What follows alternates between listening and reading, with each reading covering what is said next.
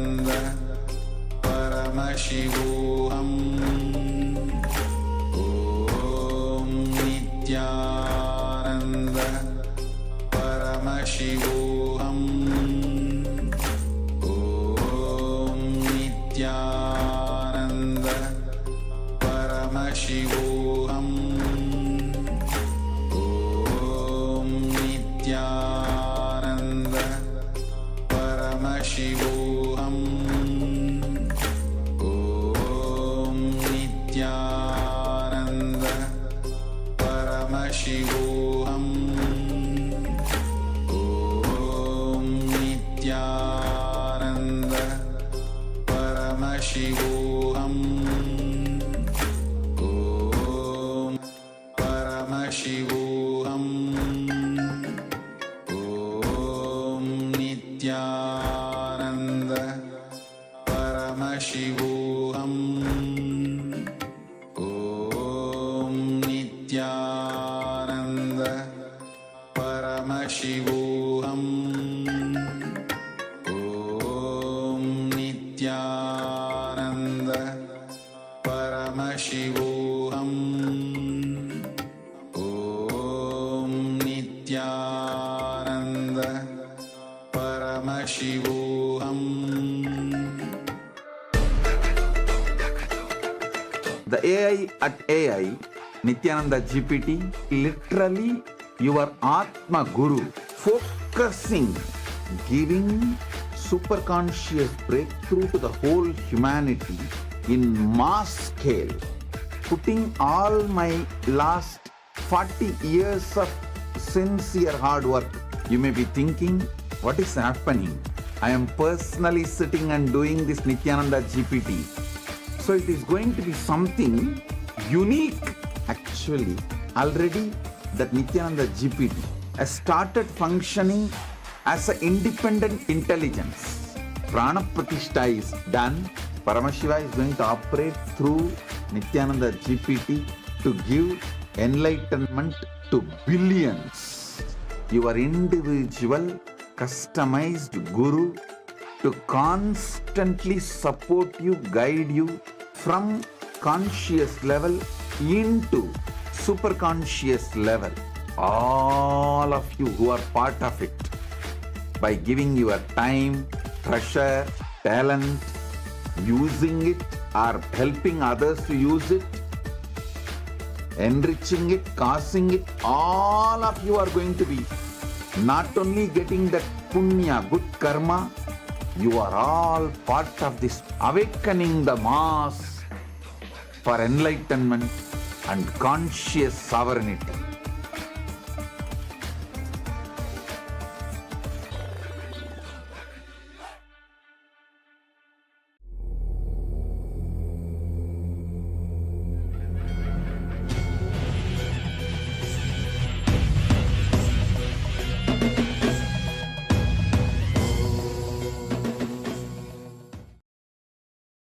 Welcome to the Pratama Vinyasa Krama 108 Asana sequence of Nithyananda Yoga.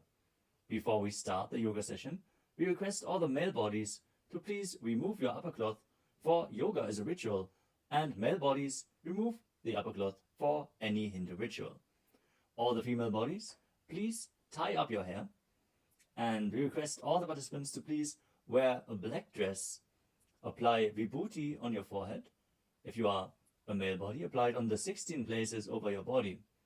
Apply kumkum and any aushadha from the Supreme Pontiff of Hinduism you have available.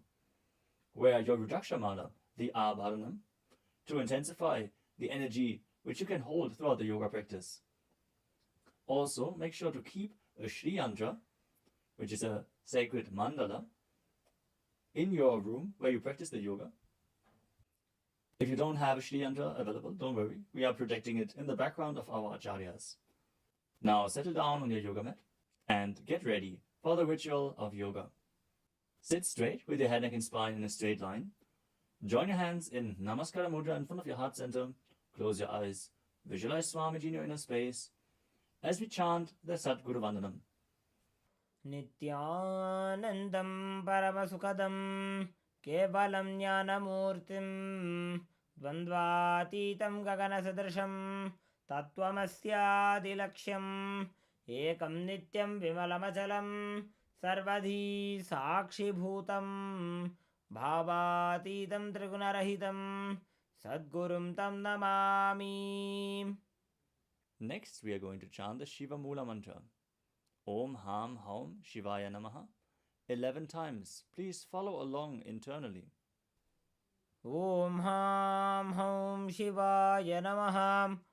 ॐ हां हौं शिवाय नमः। ॐ हां हौं शिवाय नमः। ॐ हां हौं शिवाय नमः।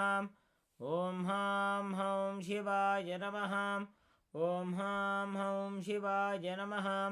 ॐ हां हौं शिवाय नमः। ॐ हां हौं शिवाय नमः।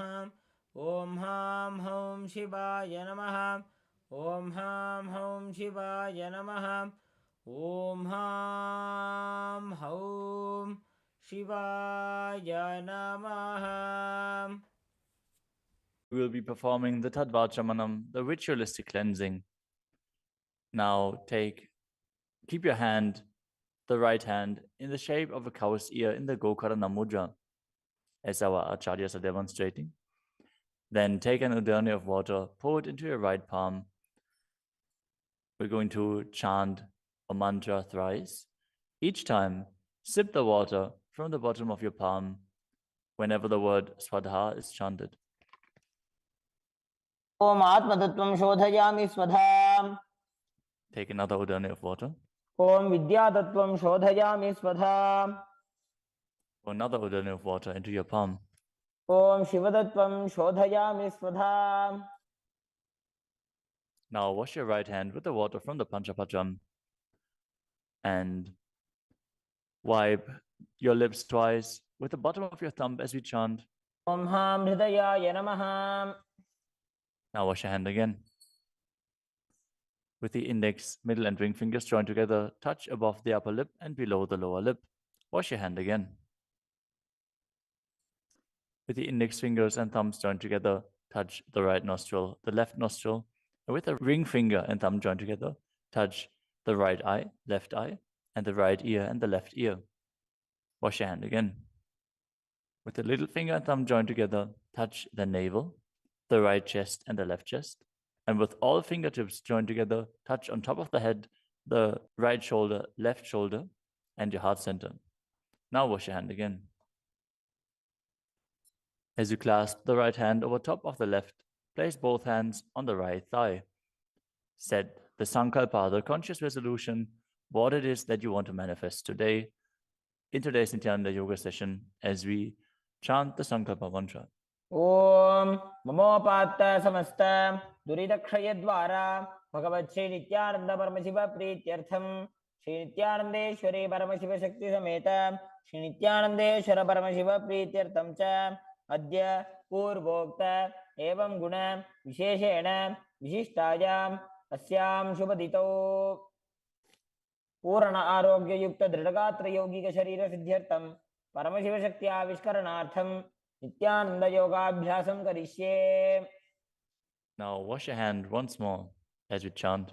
ओम अपौपस्पृश्य. Keep your Panchapacham and udani out of harm's way as we are getting ready to start the yoga.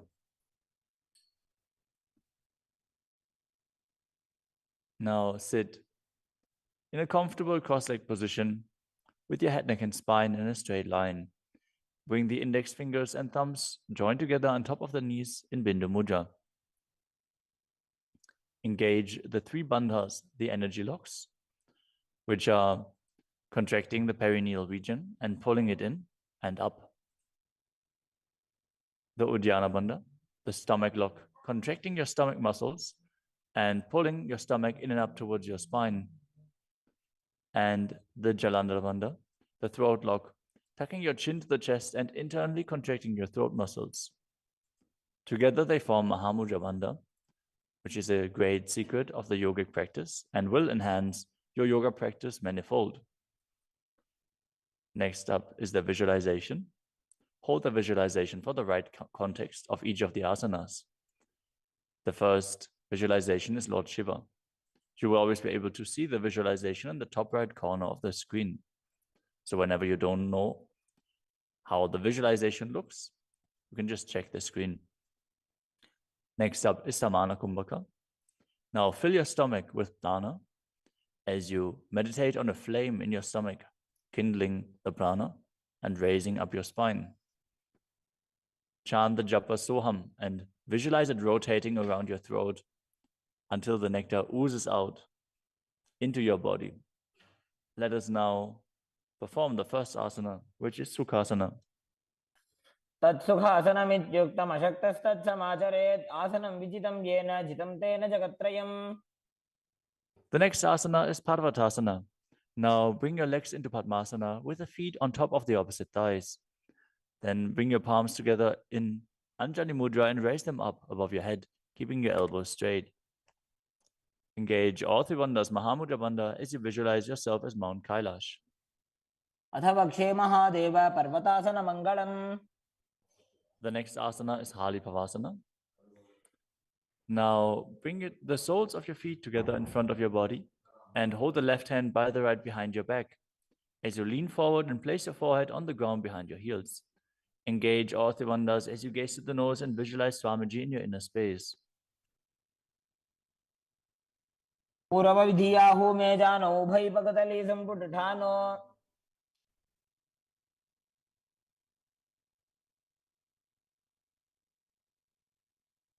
The next asana is Nagipavasana. Now keep the soles of your feet together and stretch your hands out in front of the feet, cupping your palms, placing them down on the ground as you place your forehead on the ground behind your heels. Engage all three bandhas and gaze to the tip of your nose, visualizing yourself as a snake. पूर्वविधिपर्यागाने नीचौ वेकहुनि फनास्यो लगाई.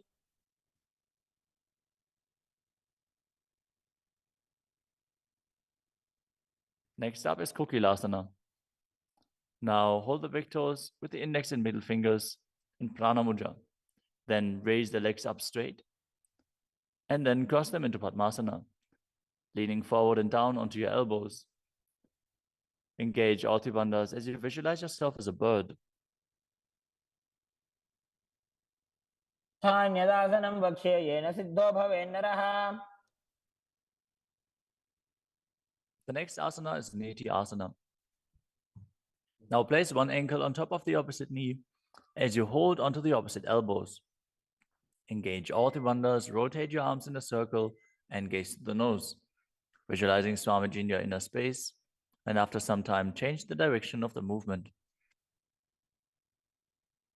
घोड़ाबावापादगे आशमाहिलीसो ये दक्षचरणको वार्लोतापरिकुल्फसमोय.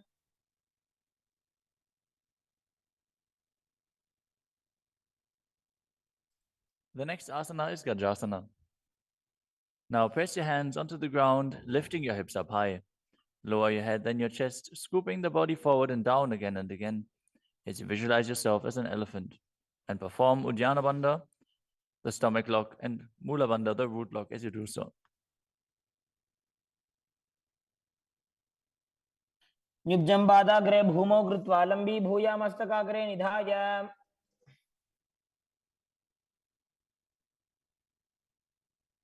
The next asana is Vrikshasana. From the same position, alternate pressing the heel of one foot into the ground while lifting the other heel up. Visualize yourself as a bear as you keep Uddiyana Bandha and Mula Bandha engaged. एकैकम्पादमाकुञ्च्य गजासनं कुर्यात् वृक्षासनं भवति. The next asana is Vaishyasana.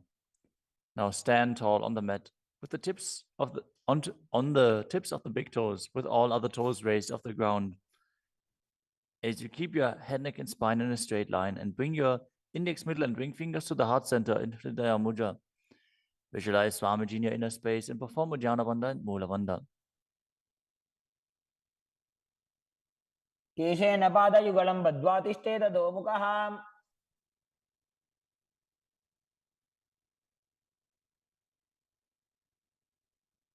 Next up is the Urdhva Janukarana. Stand with your heels touching, toes facing outwards at a 45-degree angle and the knees bent in Adimandi. Now bring both hands to the chest with the elbows parallel to the ground. Then lift one knee up towards the center of your body, followed along with the respective hand as you make circular motions on both sides again and again.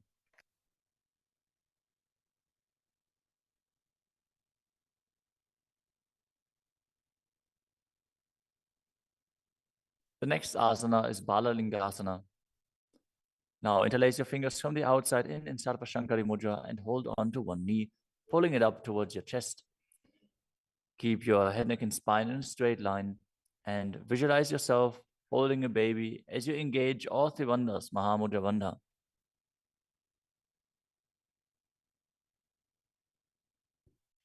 एकं जानूरधियालिङ्ग्य स्थातव्यं बाललिङ्गनं भवति. You move on to Padapidanasana. Now take the foot and pull it behind towards your buttocks. Hold it with both hands. Be straight. Engage all three bandhas as you visualize Swamiji in your inner space. त्वैकस्मिन् पादतले कराभ्यां वेष्टयेत्तनुम्. The next asana is Natarajasana. Standing on one leg, hold on to one foot and extend it backwards as you lean forward and stretch your arm out in front in Bindu Mudra with the index finger and thumb touching as you visualize yourself dancing as Lord Nataraja and perform the Mula Bandha. उत्तानपादं क्रौञ्चं च मरीचिं वीरभद्रकम्. Now stand on the other leg and repeat Balalingasana on the other side, pulling the knee up towards your chest and visualize yourself caressing a baby. एकं जानूरधियालिङ्ग्य स्थातव्यं बाललिङ्गनं भवति. Now repeat Padapidanasana on the other side. Pull the other foot towards your buttocks and visualize Swamiji in your inner space, engaging all three bandhas. स्थित्वैकस्मिन् पादतले कराभ्यां वेष्टयेत्तनुम्. Now repeat Natarajasana on the other side, visualizing yourself as Lord Nataraja. उत्तानपादं क्रौञ्चं च मरीचिं वीरभद्रकम्.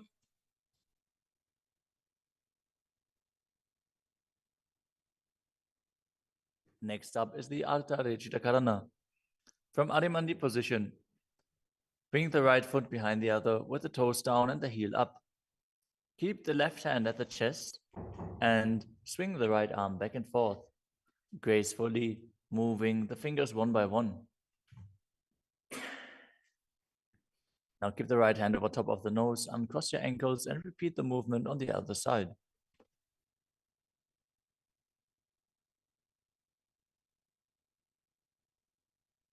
Next up is the skeleton dance.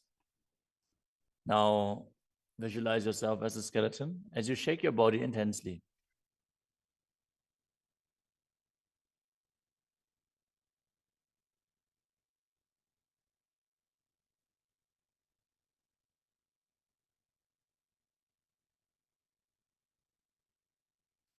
We move on to Katichina Karana. From Adimandi, with the heels together, toes pointing outwards and the knees bent, bring your hands above your head with the arms crossed, palms facing backwards. Now open your hips to one side and open the arms along above your head. Return to the center and repeat the movement on both sides again and again.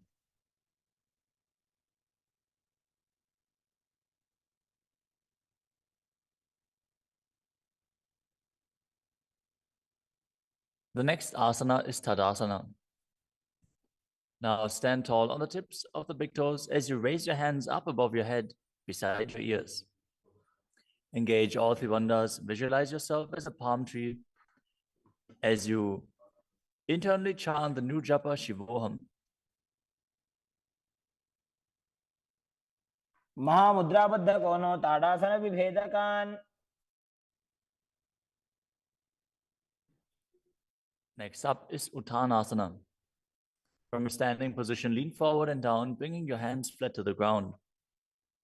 Take precaution in the case that you are a pregnant woman. For pregnant women, shouldn't perform any of the forward bends. Now engage all three bandhas and bring your forehead towards the knees as you visualize Swamiji in your inner space.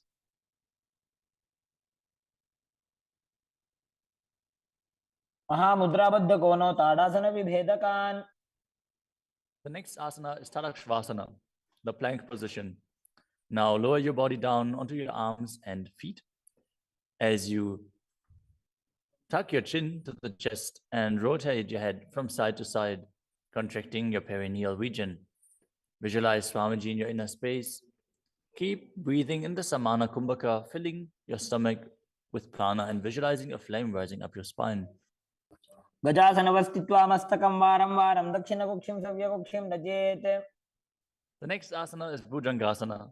Now lower your entire body down onto your stomach as you keep the toes pointing backwards and your hands next to the chest. Now raise your head up using the strength of your lower back. Don't lift your body any higher than your belly button up. And open your mouth wide as you inhale through the hollow of your throat in Bhujangani Mudra. Visualize yourself as a cobra as you perform the Mula Bandha. अङ्गुष्ठनाभिपर्यन्तम् अधो भूमौ विनिन्यसेत्. The next asana is Shashasana. Now push your body up back into plank position and alternate bringing one knee in towards your chest back and forth as you visualize Swamiji in your inner space and calmly breathe through your nose in Sahajra Kumbhaka. जासनसंस्थितो जानुद्वयमाकुञ्च्य वारं वारं कर्तव्यं शशासनं भवति. The next asana is Rathasana. From a tall plank position, place one foot in between the two hands as you simultaneously jump one foot back and bring the other one in between the hands. Alternate again and again as you visualize yourself as a chariot. गजासनसंस्थितो एकैकं पादं पुरोमार्गेण भ्रामयित्वा कर्तव्यं रथासनं भवति. The next asana is Viravatrasana. Now keep one foot flat on the ground with the toes pointing forwards and the knee bent at a 90-degree angle. Now extend the other leg back, keep the knee straight and the toes pointed outwards. Raise your arms up parallel, pull the stomach in and up and gaze to your third eye, visualizing yourself as Lord Virabhadra as you perform Ujjana Bandha and Mula Bandha. आशिष्टमतकौण्डिन्यमूर्धकुक्कुटमेव च. Now exchange the position of your feet and repeat Viravatrasana on the other side. समतकौण्डिन्यमूर्धकुक्कुटमेव च. The next asana is Vrikshasana, the tree posture. Now stand and bring one foot to the inner thigh as you bring your palms together in Anjali Mudra and raise them up above your head. Keep your elbows straight as you gaze forward and visualize yourself as a tree. अमोरमूलदेशे च याम्यं पादं निधायतु. The next asana is Garudasana. Now bring the raised leg to the opposite hip. Join your hands in Namaskara Mudra in front of your heart center as you visualize yourself as Lord Garuda and engage the Mula Bandha. गरुडासनमावक्ष्ये येन ध्यानं स्थिरं भवेत्. Now stand on your other leg and repeat Vrikshasana on the other side. वामोरुमूलदेशे च जाम्यं पादं निधायतु. Now repeat Garudasana on the other side, keeping the standing leg as straight as a rod and visualizing yourself as Lord Garuda. गरुडासनमावक्ष्ये येन ध्यानं स्थिरं भवेत्. The next asana is Trikonasana. Now stand and step one leg forward and the other one far back, keeping the front toes pointing forwards and the back toes facing sideways. Now bring your hands parallel to the ground and lean forward and down as you keep one hand down and the other one raised up. Gaze upwards, visualizing yourself as a triangle as you perform the Mula Bandha. उत्तानपादं क्रौञ्चं च मरीचिं वीरभद्रकम्. Exchange the position of your feet. Step the other leg forward as you repeat Trikonasana on the other side. उत्तानपादं क्रौञ्चं च मरीचिं वीरभद्रकम्. Next up is the Nikuttaka Karana. From Arimandi position, heels touching, toes pointing outwards and the knees bent, raise one heel off the ground and bring your hands in front of the heart center with the palms facing each other. Now stump the rest heel to the ground, raise the other heel up and exchange the position of your hands again and again.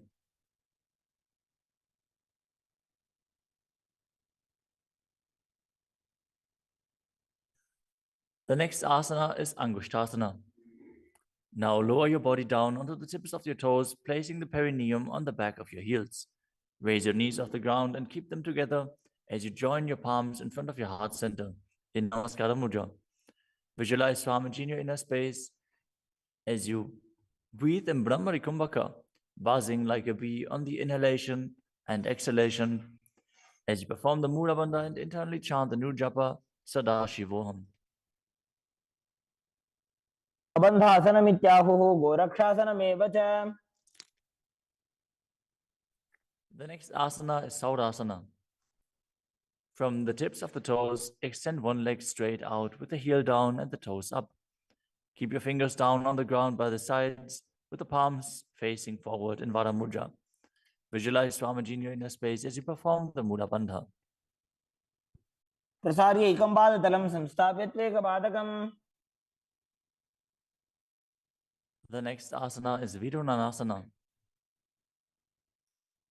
Now, from Saurasana, lean forward and hold on to the big toe in Prana Mudra.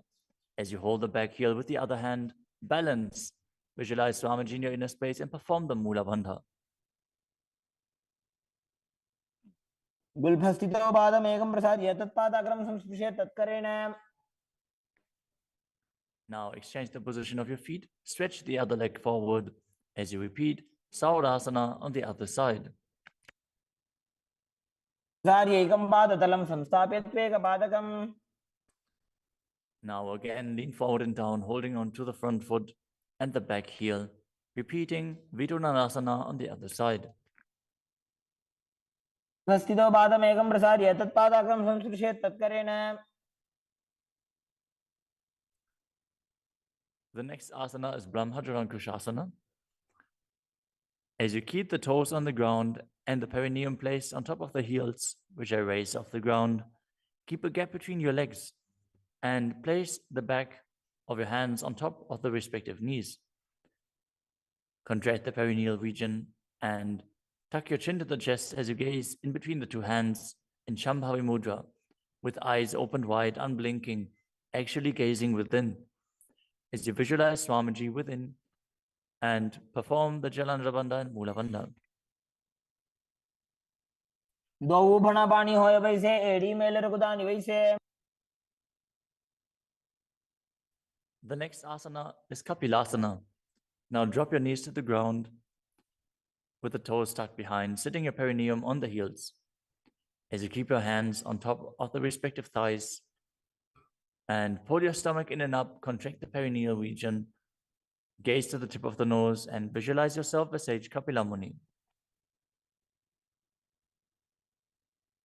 उभय पगदली समटारावे तिनकी Mahuli core मिलावे.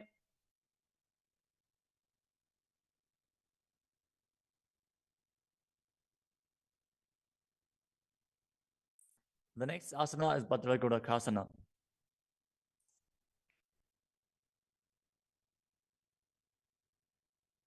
Maintain the same position as you shift your gaze up to the third eye. Visualize Swamiji in your inner space as you buzz like a bee in Brahmari Kumbhaka.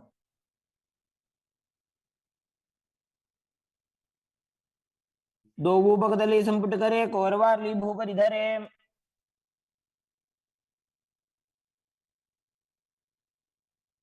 The next asana is Suryasana. Now sit with your toes tucked, perineum placed on top of the raised heels. As you bring your thumbs and little fingers together in Padma Mudra, opening up the palms resembling a lotus flower. Now raise your hands up above your head as you gaze up in between the gap between the palms, visualizing yourself as Lord Surya.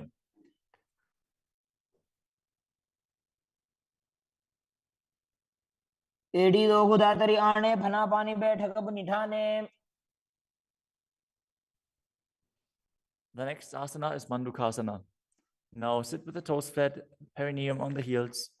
As you keep your hands on top of the knees, lift the tongue up against the roof of your mouth. As you catch the nectar of immortality dripping from the Sahasrara chakra with your frog tongue. As you visualize yourself as a frog in Manduki Mudra. Gaze to your third eye, breathe calmly through your nose in Sahaja Kumbhaka as you perform the Mula Bandha. पादतलौ पृष्ठदेशे अङ्गुष्ठे द्वे च संस्पृशेत्।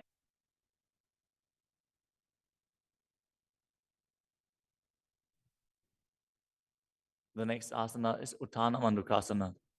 Maintain the same sitting posture, but bring your hands behind your back, holding onto the opposite shoulders. Gaze to your third eye. Visualize yourself as a frog as you keep your tongue pressed against the palate of your mouth in Mandukya Mudra. Perform Uddiyana Bandha and Mula Bandha as you do so.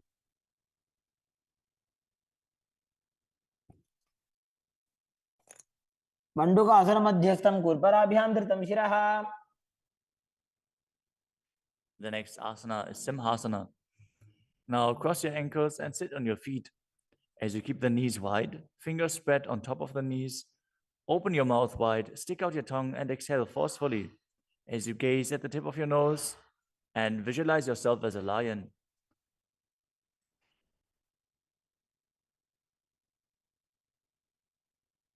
दक्षिणं सव्यगुल्फेन दक्षिणेन तदेतरम्। The next asana is Bhadrasana. Now sit with your heels under the perineum, the knees open wide, then cross your hands behind your back and hold onto the big toes in Prana Mudra. As you gaze at the tip of your nose, visualize Swamiji in your inner space and return to buzzing like a bee in Brahmari Kumbhaka.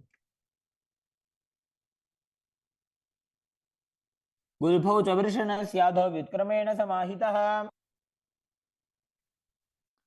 The next asana is Kakapusandi Asana. Now squat and keep the feet flat on the ground as you keep your knees open wide and bring your arms in and around the raised knees. Interlace your fingers behind your back if you can. As you visualize yourself as a crow and gaze to the tip of your nose as you engage the Mula Bandha.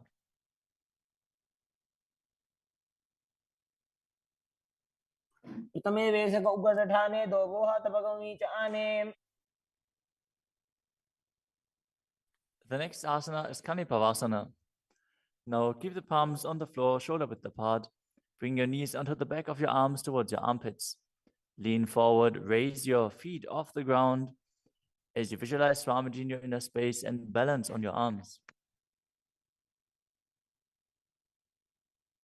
को गुण आशी दुष्टता होई तो आछी होई। The next asana is Kapali Asana. Now place your hands on the ground, shoulder width apart. Bring the top of your head onto the ground. Please take precautions if you have any neck injuries or high blood pressure. Any of the inverted postures. Now bring your knees onto the elbows, your hips over the shoulders, and straighten your legs up as you gaze to the nose and visualize Swamiji in your inner space. Isha धरती टेकी पग दो वो मिलीवा ऊंचा करे।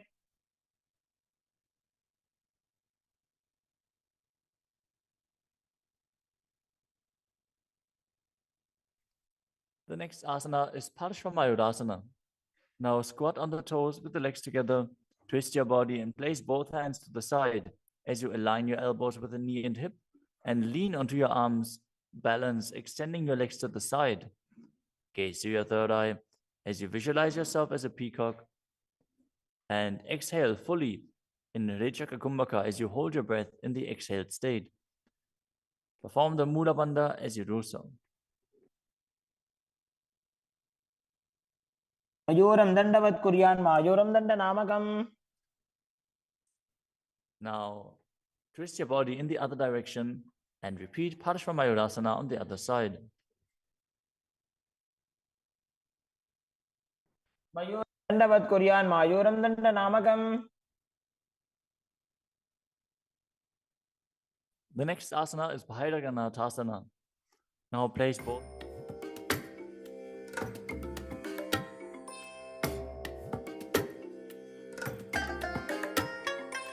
I bless you all. Let you all open all your three eyes and manifest the powers of Mahasadashiva. Om Nityananda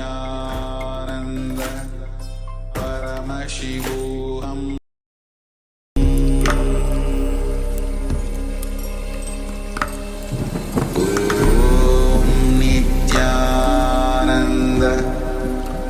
Paramashivoham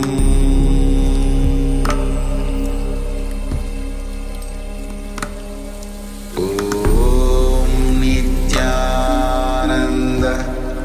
Paramashivoham Paramashivoham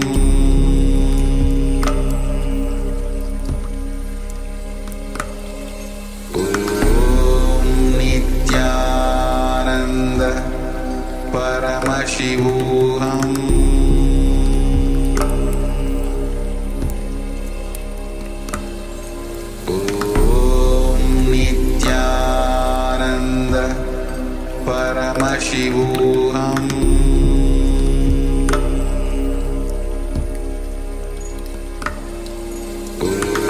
Om Nityananda Paramashivoham Paramashivoham Om Nityananda Paramashivoham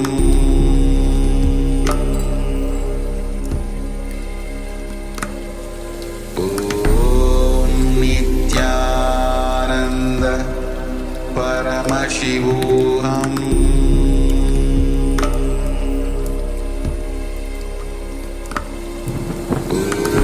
Om Nityananda Paramashivoham Om Nityananda Paramashivoham Paramashivoham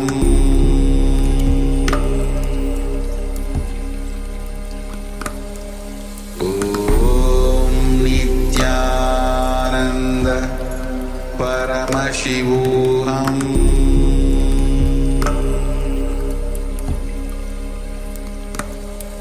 Om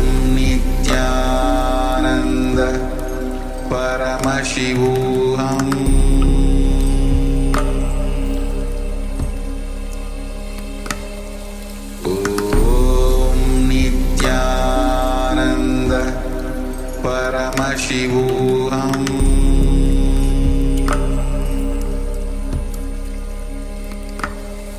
Om Nityananda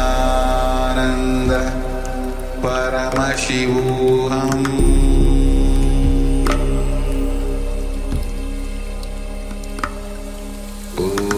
Om Nityananda Paramashivoham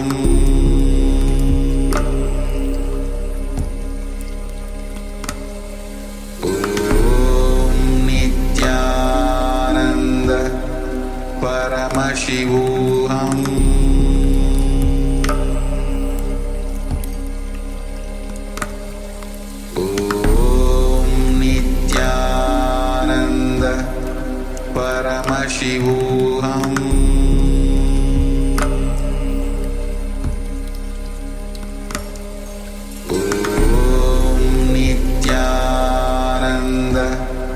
Paramashivoham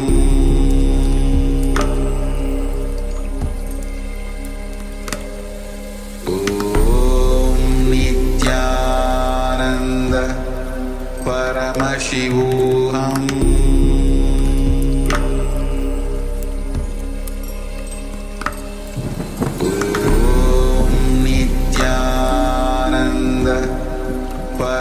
Paramashivoham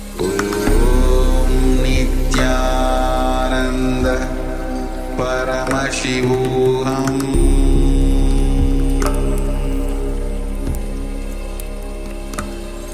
Om Nityananda Paramashivoham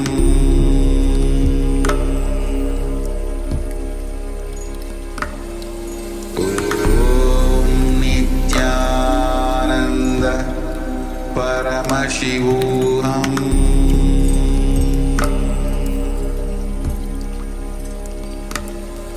Om Nityananda Paramashivoham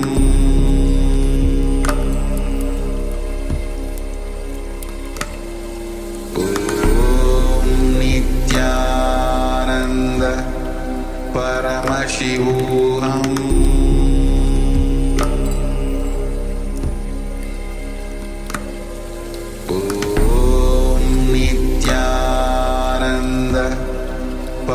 Paramashivoham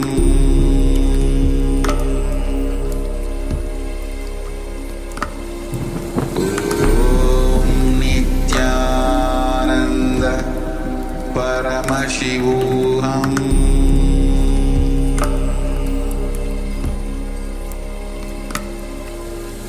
Om Nityananda Paramashivoham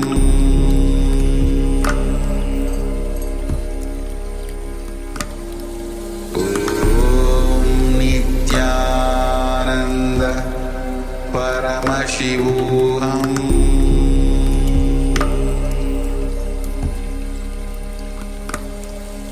Om Nityananda Paramashivoham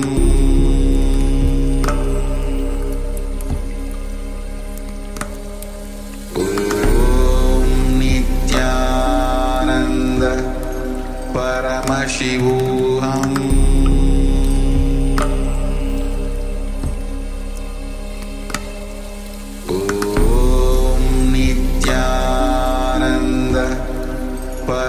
Paramashivoham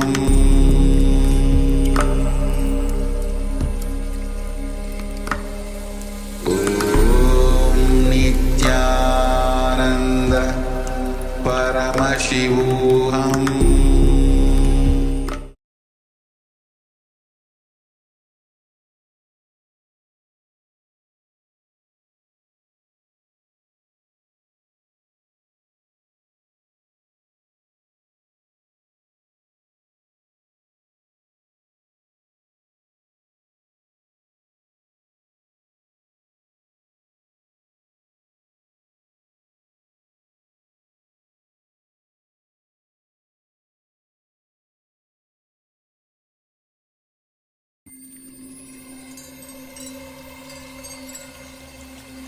I welcome you all with my love and respect. Let you all open all your three eyes. Om Nityananda Paramashivoham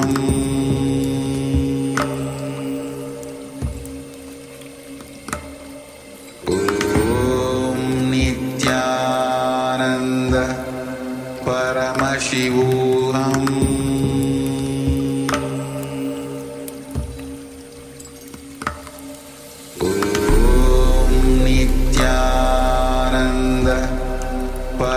Paramashivoham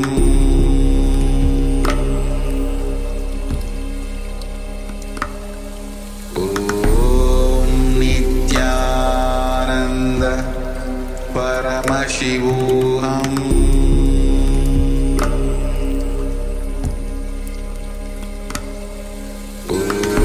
Om Nityananda Paramashivoham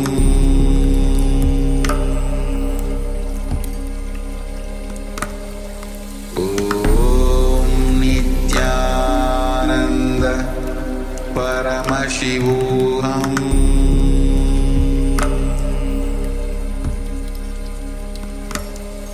Om Nityananda Paramashivoham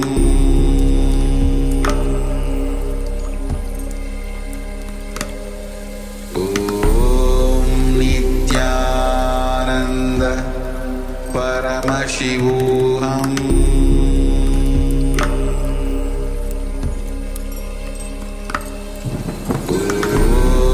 Nityananda Paramashivoham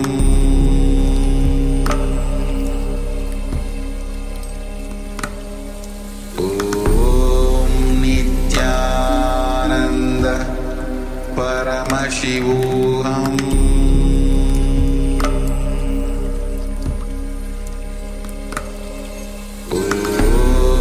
Nityananda Paramashivoham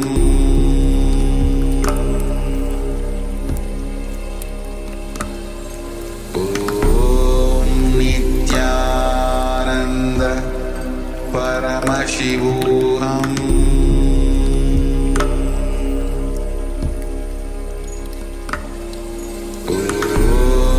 Nityananda Paramashivoham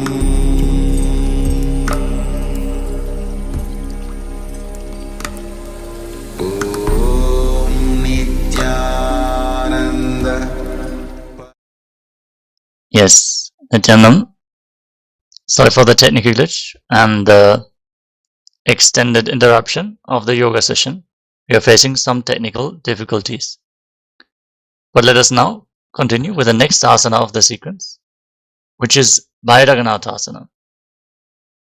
Sit. Place your hands flat on the ground and step your feet far back into a tall plank position. Then step one foot outside the shoulder and in between the two hands. Push your hips forward.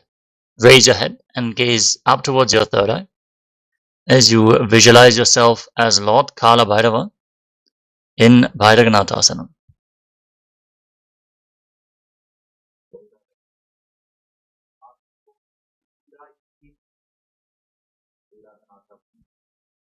Now exchange the position of your feet.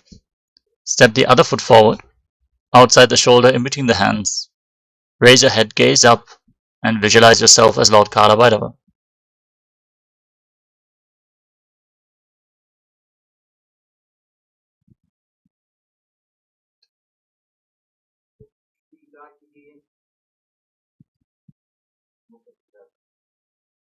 Now place your elbows on the ground, rest on your forearms, keep your hips raised, lift your head and gaze up as you visualize Swamiji in your inner space.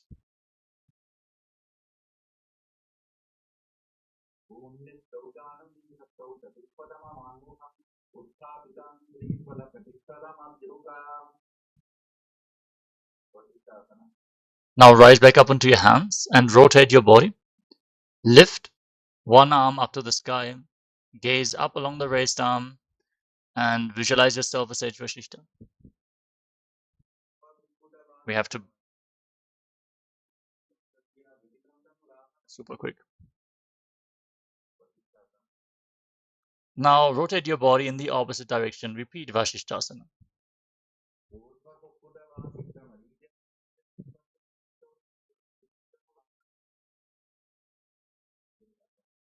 Now come to a seated position with your legs extended forward. Bring your hands under the buttocks with the palms facing up. Lock your throat, gaze to your nose, and visualize yourself as Lord Hanuman as you internally chant the new japa Mahasadashivoham.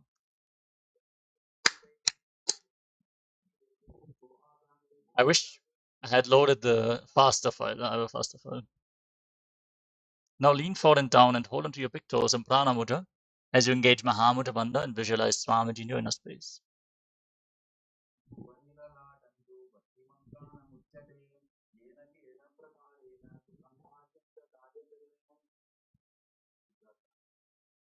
Now interlock your hands around your neck and lean forward and down. Bring your head in between the knees, engage all three bandhas and visualize Goddess Kali.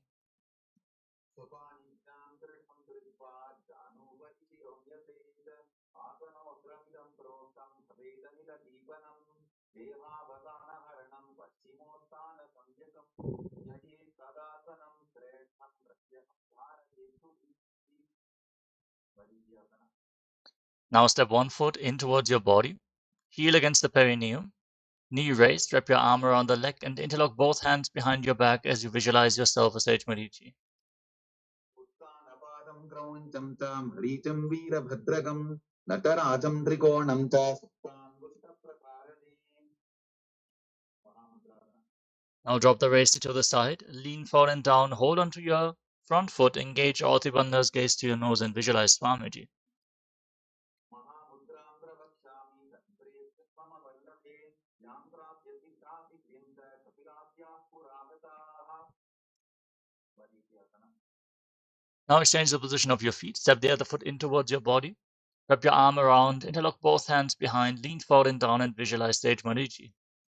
उत्तानपादं क्रौञ्चं च मरीचं वीरभद्रकं नटराजं त्रिकोणं च सुप्ताङ्गुष्ठप्रसारणे.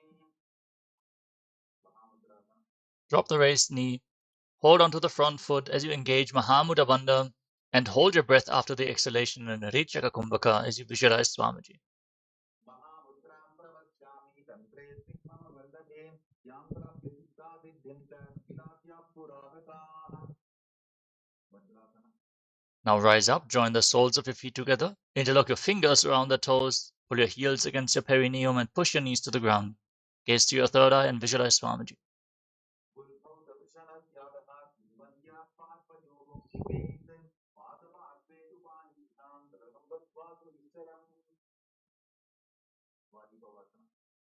Now extend your feet away, hands on the knees, toes together, heels apart, lock your throat, gaze to the nose and visualize Swamiji.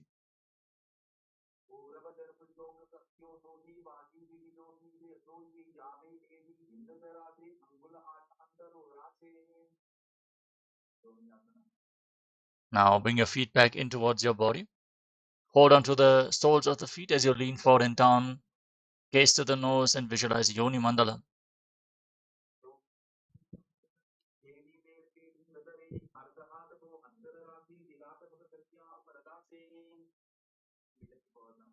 Rise up, extend your feet away from the body. Keep your heels together, toes apart. Extend your arms out to the side and lean forward and down. Place your forehead on the ground. Gaze to the nose and visualize Swamiji.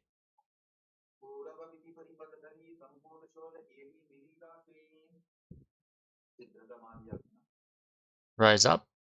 Bring your feet in towards your body. Scoop your hands below the shins, palms facing up. And bring your toes against your throat as you gaze to your nose and visualize Lord Surya.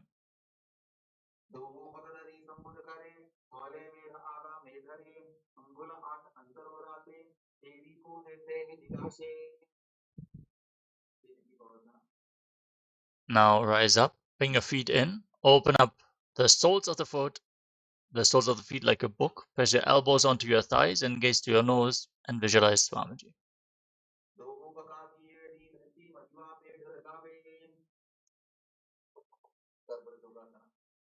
Now join the soles of the feet, heels against the perineum, hands on the knees and push your knees down. Engage Uddiyana Bandha and gaze to your third eye. We're visualizing Swamiji.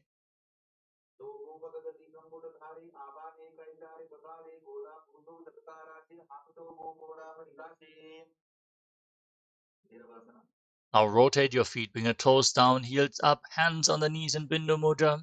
Try to bring your knees to the mat. Engage Uddiyana Bandha, gaze to your third eye and visualize yourself as Lord Kala Bhairava.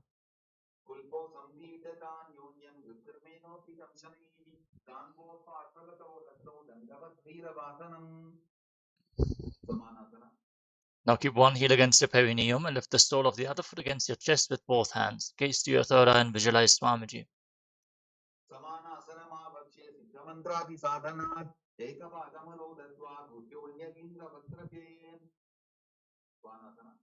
Lift the leg over your shoulder. Extend the opposite leg forward and up. Gaze to your third eye and visualize Swamiji in your inner space.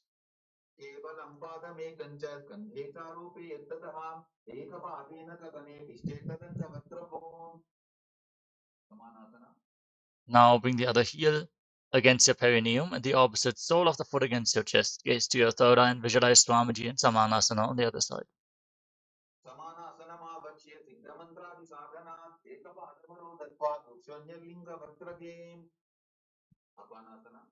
Lift the leg over the shoulder, extend the opposite leg forward and up. Gaze to your third eye and visualize Swamiji.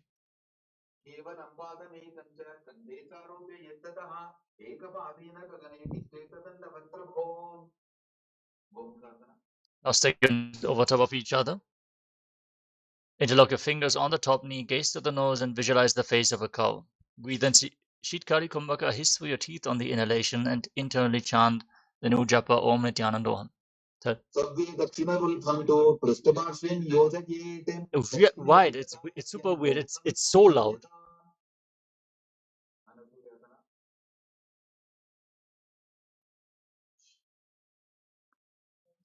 Now hold on to your big toes and Prana Mudra, and gaze to the tip of the nose.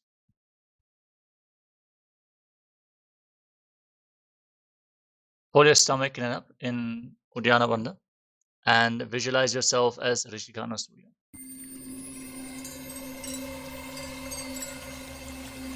I welcome you all with my love and respect. Let you all open all your three eyes. Om Nityananda Paramashivoham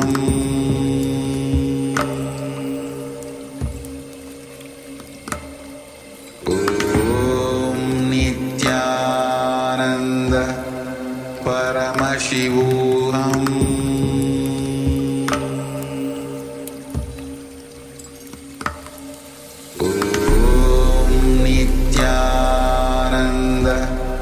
Paramashivoham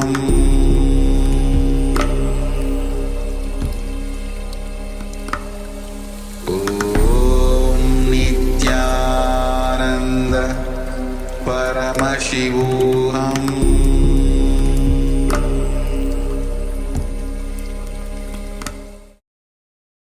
Yes. Sorry for the technical glitch. We're back. We are facing some audio issues. We're going to continue now with the pramana for Anasuyasana.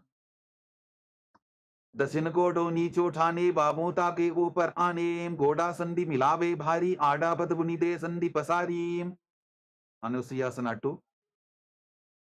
Now lean forward and down. Interlock your fingers behind your back. Bring your chin over the knee, the nose to the ground, and visualize yourself as Rishika Anasuya. जीमना गोदा की संधि उपरिडा बागोड़ा की संधि मिलाई राशे गोड़ा से उले पकतल्यालो आरवाई सुधा राशे गर्वासना 2. Now rise up. Place the right foot flat on the mat with the knee raised. Bring the left heel against your perineum. Hands on the respective knees. Gaze to your nose. And visualize yourself as Lord Garuda in Garudasana.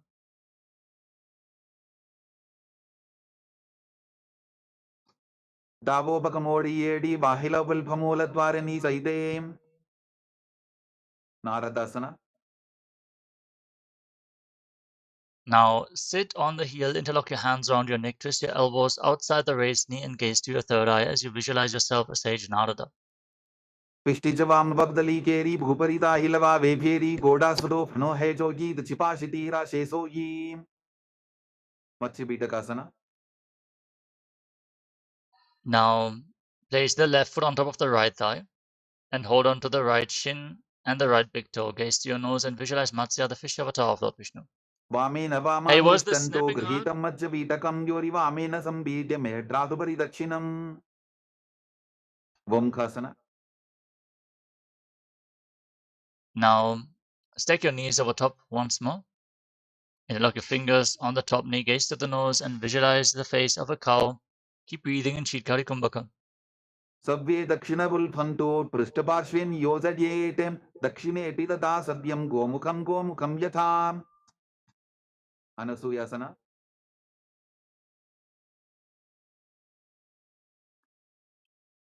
Now hold onto your big toes, pull your stomach in and up in Uddiyana Bandha, and visualize yourself as Rishika Anasuya.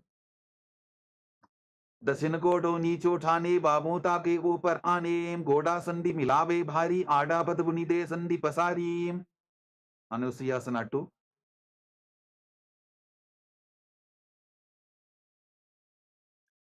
Now interlock your hands around your back, lean forward and down, bring your chin over the knee, and try to touch your nose to the mat as you visualize yourself as Rishikana Surya. जीमरा कोदा की संधि उपरिटा बागोड़ा की संधि मिलाई राशे गोरा से उले पकतल्यालो आरवाई सुधा राशे गर्वासना 2. Now rise up. Place the sole of the left foot flat on the mat, the left knee raised.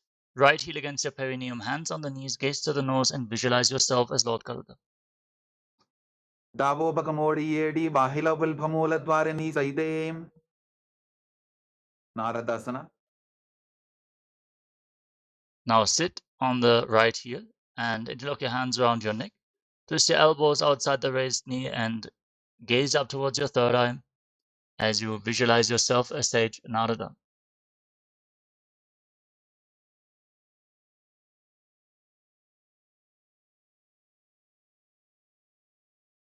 पिष्टिजवाम बगदली केरी भूपरिता हिलवा वेभेरी गोडा सुदो फनो है जोगी छिपाशिती राशे सोई मत्स्य बीटकासना. Now place the right foot on the left thigh and hold onto the left shin and left big toe. Gaze to your nose and visualize Matsya, the fish avatar of Lord Vishnu.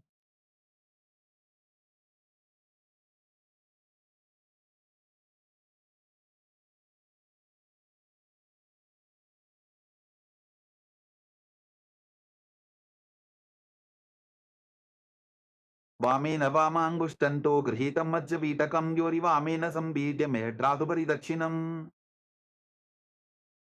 मत्स्येन्द्रासना. Now extend your legs out in front and place the left foot on top of the right thigh. Twist your left elbow outside the raised knee and place your right hand on the ground behind you. Bring your left hand to the neck, gaze to your third eye, and visualize Sage Matsyendranath, the master of Hatha Yoga, in Matsyendrasana. उदिरं पश्चिमाभासं कृत्वा तिष्ठति यत्ततः नम्राङ्गं वामपादं हि तत्क्षचानुपरिन्यसेत् उपासना. Now place the front hand extended down to the foot, hold onto the big toe in Prana Mudra. Place the other hand on your ear. Twist your spine, gaze to your third eye, and visualize yourself as a camel. आसन को गुण झोलो जाए मत्स्येन्द्रासना 2. Now place the hand from your ear to the ground behind you. Gaze up and visualize Sage Matsyendranath, the master of Hatha Yoga. वत्सेन्द्रपीठं दडर प्रदीप्तिं प्रचण्डर पन्दल खण्डनास्त्रम् अभ्यासत kundalini प्रबोधं दण्डस्थिरत्वं हि ददाति पुंसाम् मत्स्येन्द्रासना. Now extend your legs out in front. Place the right foot on the left thigh. Raise the left knee. Twist your right elbow outside the left knee. And bring your right hand to the neck. The left hand on the ground behind you. Gaze to your third eye and visualize Sage Matsyendranath. उदिरं पश्चिमाभासं कृत्वा तिष्ठति यत्ततः नम्राङ्गं वामपादं हि तत्क्षचानुपरिन्यसेत् उपासना. Now extend the front hand down to the foot, hold onto the big toe, and place the other hand on your ear as you gaze to your third eye and visualize yourself as a camel. आसन को गुण झोलो जाए मत्स्येन्द्रासना 2. Now drop the hand from the ear to the ground behind you, gaze to your third eye, and visualize Sage Matsyendranath. वत्सेन्द्रपीठं दडर प्रदीप्तिं प्रचण्डर पन्दल खण्डनास्त्रम् अभ्यासत kundalini प्रबोधं दण्डस्थिरत्वं हि ददाति पुंसाम् padmasana. Now place your feet on top of opposite thighs, your hands flat on the knees, gaze to the nose, engage all tribandhas, roll your tongue up, inhale through the rolled up tongue in Shitali Kumbhaka, exhale through your nose as you internally chant the japa Om Nityananda Paramashivoham and visualize yourself as Lord Shiva in Padmasana. आसनं द्विधं प्रोक्तं पद्मं वज्रासनं तथा ऊर्ध्वोरुपै चेद्धत्ते उभे पादतले यथा padmasana 2. Now cross your arms in front of your body, hold on to the respective big toes and prana mudra, gaze to the nose and visualize yourself as Devi Paramashiva Shakti. उत्तानौ चरणौ कृत्वा ऊरु संस्थौ प्रयत्ततः ऊरु मध्ये तथोत्तानो पानी कृत्वा तु तादृशो कुक्कुटासना. Now bring your hands through your legs, place your palms on the mat and lift your entire body up on your arms. Breathe in Sahadra Kumbhaka calmly through your nose and visualize yourself as a rooster. Padmasanam susamsthapya nanvororantare karo niveshya bhuma vasishted yomastha kukkutasanaha. Baddhakeki asana. Now rise up onto your knees with your legs in Padmasana. Place your palms on the ground, fingers pointing towards your body. Bring your elbows against your navel, lean forward, and then lift your legs off the ground. Balance on your arms as you visualize Swamiji. धरामवष्टभ्यकरत्वेन तत्कूर्परिस्थापितानाभिपार्श्वः उच्चासनो दण्डवदुत्थितर्खे मायूरमे तत्र वदन्ति पीठम् मयूरं पद्मकं कुर्यात् बद्धकेकीति कथ्यते. Mayurasana. Now extend your legs back. With your palms on the ground, fingers pointing towards your body. Bring your elbows against your navel, lean forward, and then stretch your legs back straight while visualizing yourself as a peacock. अथ वक्ष्ये महादेव मयूरासनमुत्तमं भूमौ निपात्य हस्तौ द्वौ कूर्परोपरि देहकम्. Makarasana. Lay down flat on your stomach, interlock your hands around your neck, forehead on the ground, and rotate your feet so the toes are pointing to the side as you visualize yourself as a crocodile. अध्यासशेदे हृदयं निधाय भूमौ च पादौ च प्रसार्यमानो शिरश्च धृत्वा करदण्डयुग्मे देहाग्निकारं मकरासनं तत्. Salabhasana. Now place your palms on the ground and lift your legs off the ground completely, visualizing yourself as a locust. अध्यासशेदे करयुग्मवक्षो भूमिमवष्टभ्यकरयोस्तलाभ्यां पादौ च शून्ये च वितस्ति चोर्ध्वं वदन्ति पीठं शलभं मुनीन्द्राः. पुष्प्रासना.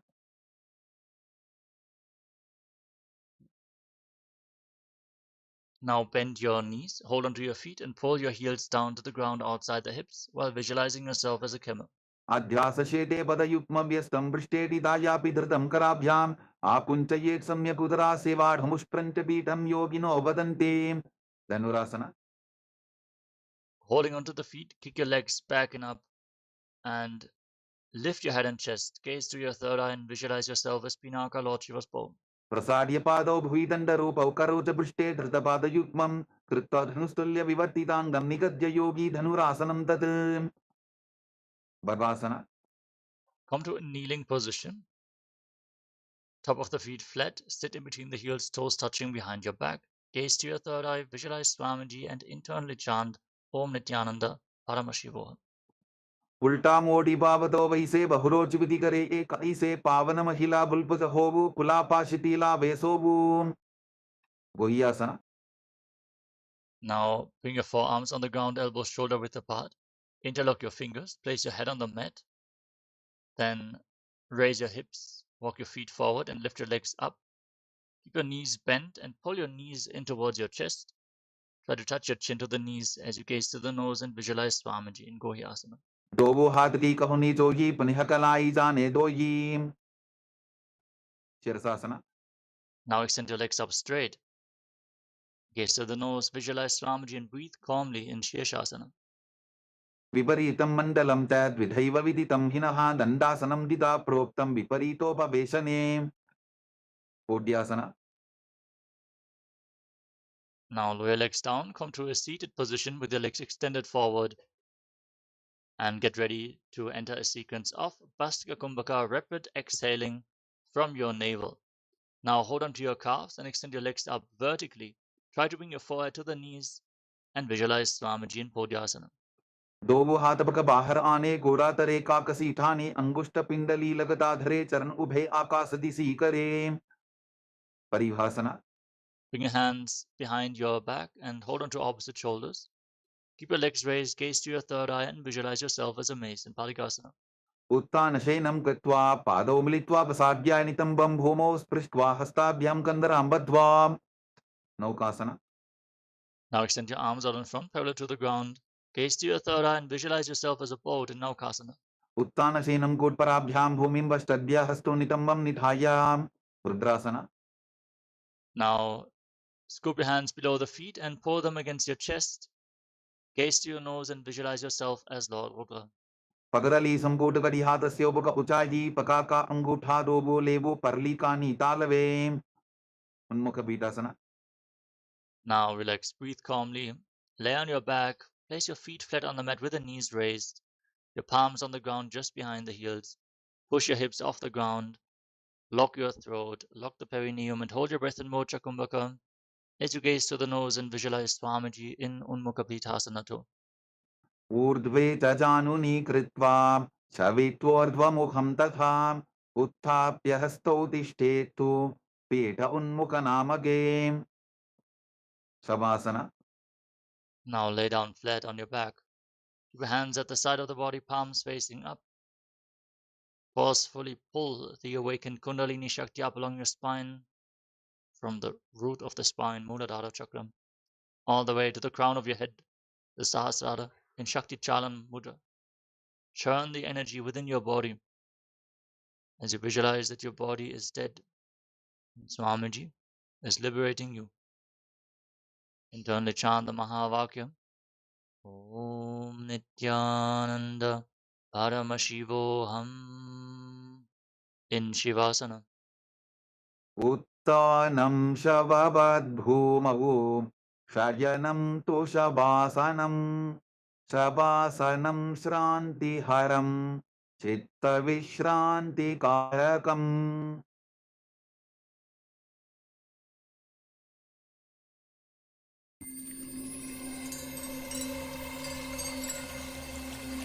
I welcome you all with my love and respect. Let you all open all your three eyes. Om Nityananda Paramashivoham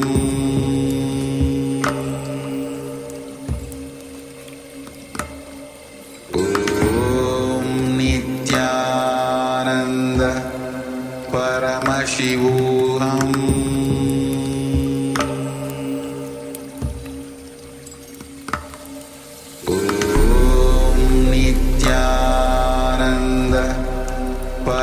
Paramashivoham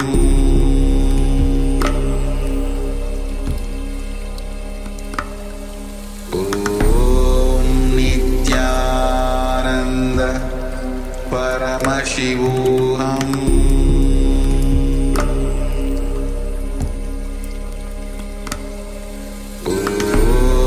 Nityananda Paramashivoham Paramashivoham Om Nityananda Paramashivoham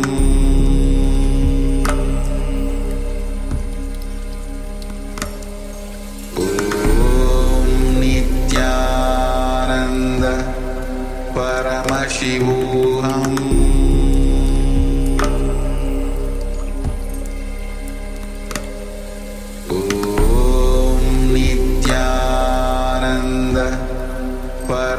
Paramashivoham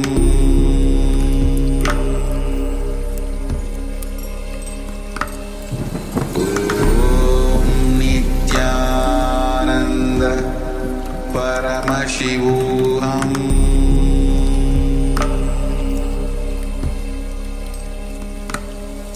Om Nityananda Paramashivoham Paramashivoham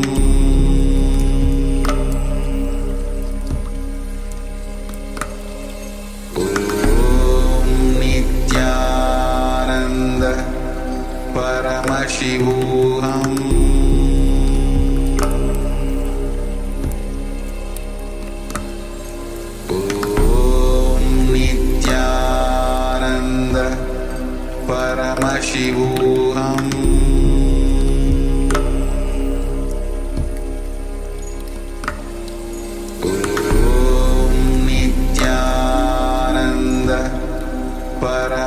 Paramashivoham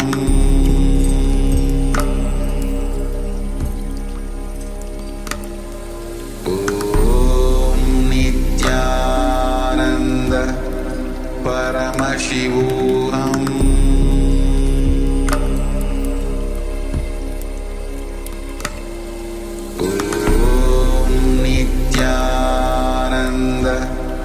Paramashivoham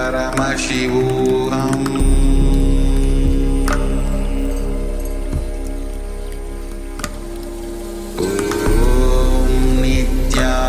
Nityananda Paramashivoham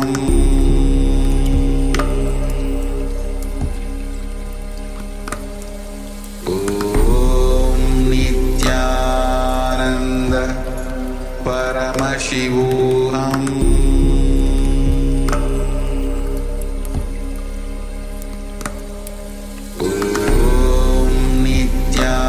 Nityananda Paramashivoham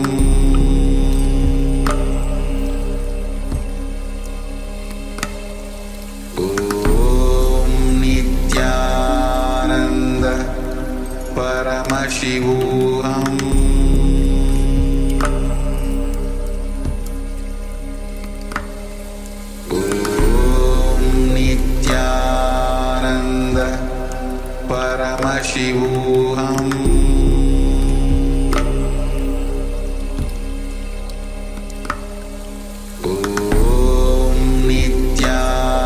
Nityananda Paramashivoham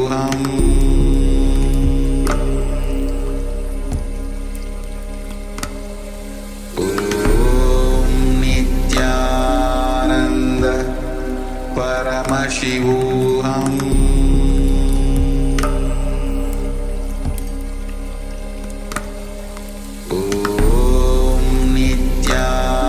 Nityananda Paramashivoham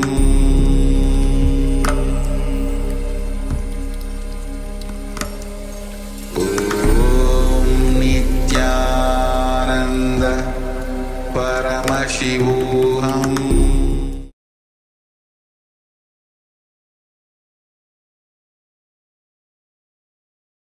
Now, slowly return to your physical body. Start to wiggle your fingers and toes, your wrists and your ankles. Move your arms and your legs. Rotate your wrists and bend your knees and elbows. Pull your knees to the chest and circle them with your arms. Rock your body from side to side and slowly return to a comfortable seated position.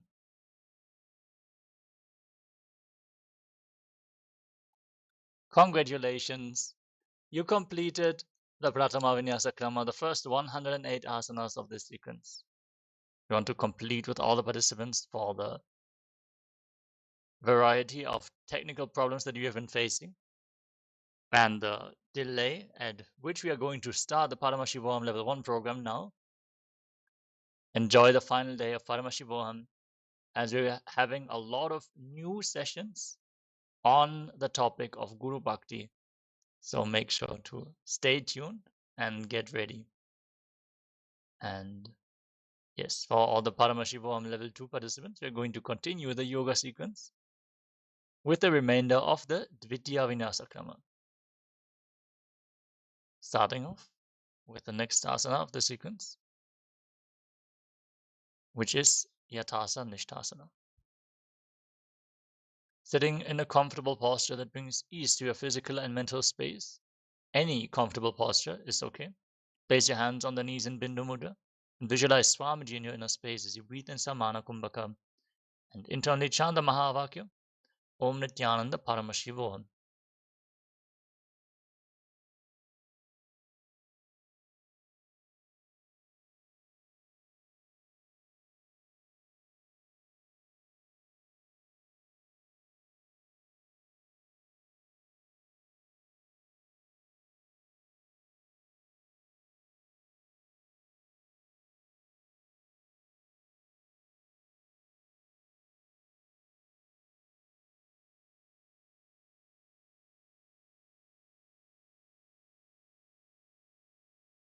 यथासनिष्ठासन पर्यङ्कं तत्समाख्यातं यथसंस्थं यथा स्थितिः samasana. Now in a cross-legged position, place your hands on the knees in Bindu Mudra. Inhale and exhale as slowly and as deeply as possible. and visualize Swamiji in your inner space. इदानीं गर्भिणीनां योगाभ्यासो यथा लघो सुखप्रसवलाभाय प्रोच्यते प्राप्तनेपथीं दण्डपद्मवरद्वाज वीरभद्रसमानितो आसनानि सदा कुर्यात् सुदीर्घैरे च पूरकैः उत्तासना. Bring your left hip against your perineum, the right foot on top, hands flat on the knees, and gaze to the nose, visualizing yourself as a sage liberated by Swamiji. निपीड्यसीविनीं सूक्ष्मां दक्षिणेतरबुल्फतः वामं यां येन बुल्फेन मुक्तासनमिदं भवेत्. सिद्धासना. From the same position, shift your gaze towards your third eye and visualize Swamiji. स्थानुस्सम्यमिदेन्द्रियोतलदशा पश्यन् भ्रुवोरन्तरं चैतन्मोक्षकपादभेदजनकं सिद्धासनं प्रोच्यते. सिद्ध्यासना. Now shift your gaze to the ground in front of you, engage Mahamudra Bandha and visualize Swamiji. वामपालिके इडीजानो सीवनिमदितासुकोठानो. रुद्रासना 2. Rotate your hands into Bindu Mudra, gaze to your third eye, and visualize yourself as Lord Rudra. वामचरणपरितचिण्डराखे एकचुकटिये सेविदिदाखे. संतधुनासना. Now gaze to your nose and embody tranquility and an unshakable nature. आसन की गुणमन कीर्तन चलता meet. सिद्धासना 2. Now bring your hands in front of your navel and Samputa Mudra, one palm over the other. Visualize Swamiji in your inner space in Siddhasana 2. विजुकार्य समासीन सिद्धासनमुदीरितं प्रसार्य भुवि पादोतो दोर्भ्यामङ्गुष्ठमादरात्. बन्धयोन्यासना. Now set the Sangrapa to manifest through the womb of creation and hold your breath in Shanmukhi Mudra with all your senses locked with your fingers. यत्र मध्ये महादेव बन्धयोन्यासने शृणु यत्कृत्वा खेचरो भूत्वा विचरेरीश्वरो यथा. वीरासना. Now place the right foot on the left thigh and the left foot below the right, hands on the knees in Bindu Mudra and embody the stead and space of bravery. एकं पादमथैकस्मिन् मिन्यस्योर्नि संस्थितः इतरस्मिंस्तथा चोरुं वीरासनमुदीरितं. वाल्मीकासना. From the same position, gaze towards your third eye and visualize sage Valmiki. डाबा पग की पगथली पुनि Eli है जोनी मुद्रासना. Hands flat on the knees, gaze to your nose and visualize Yoni Mandala. वाम पाद की पगथली जाहि माहिली code.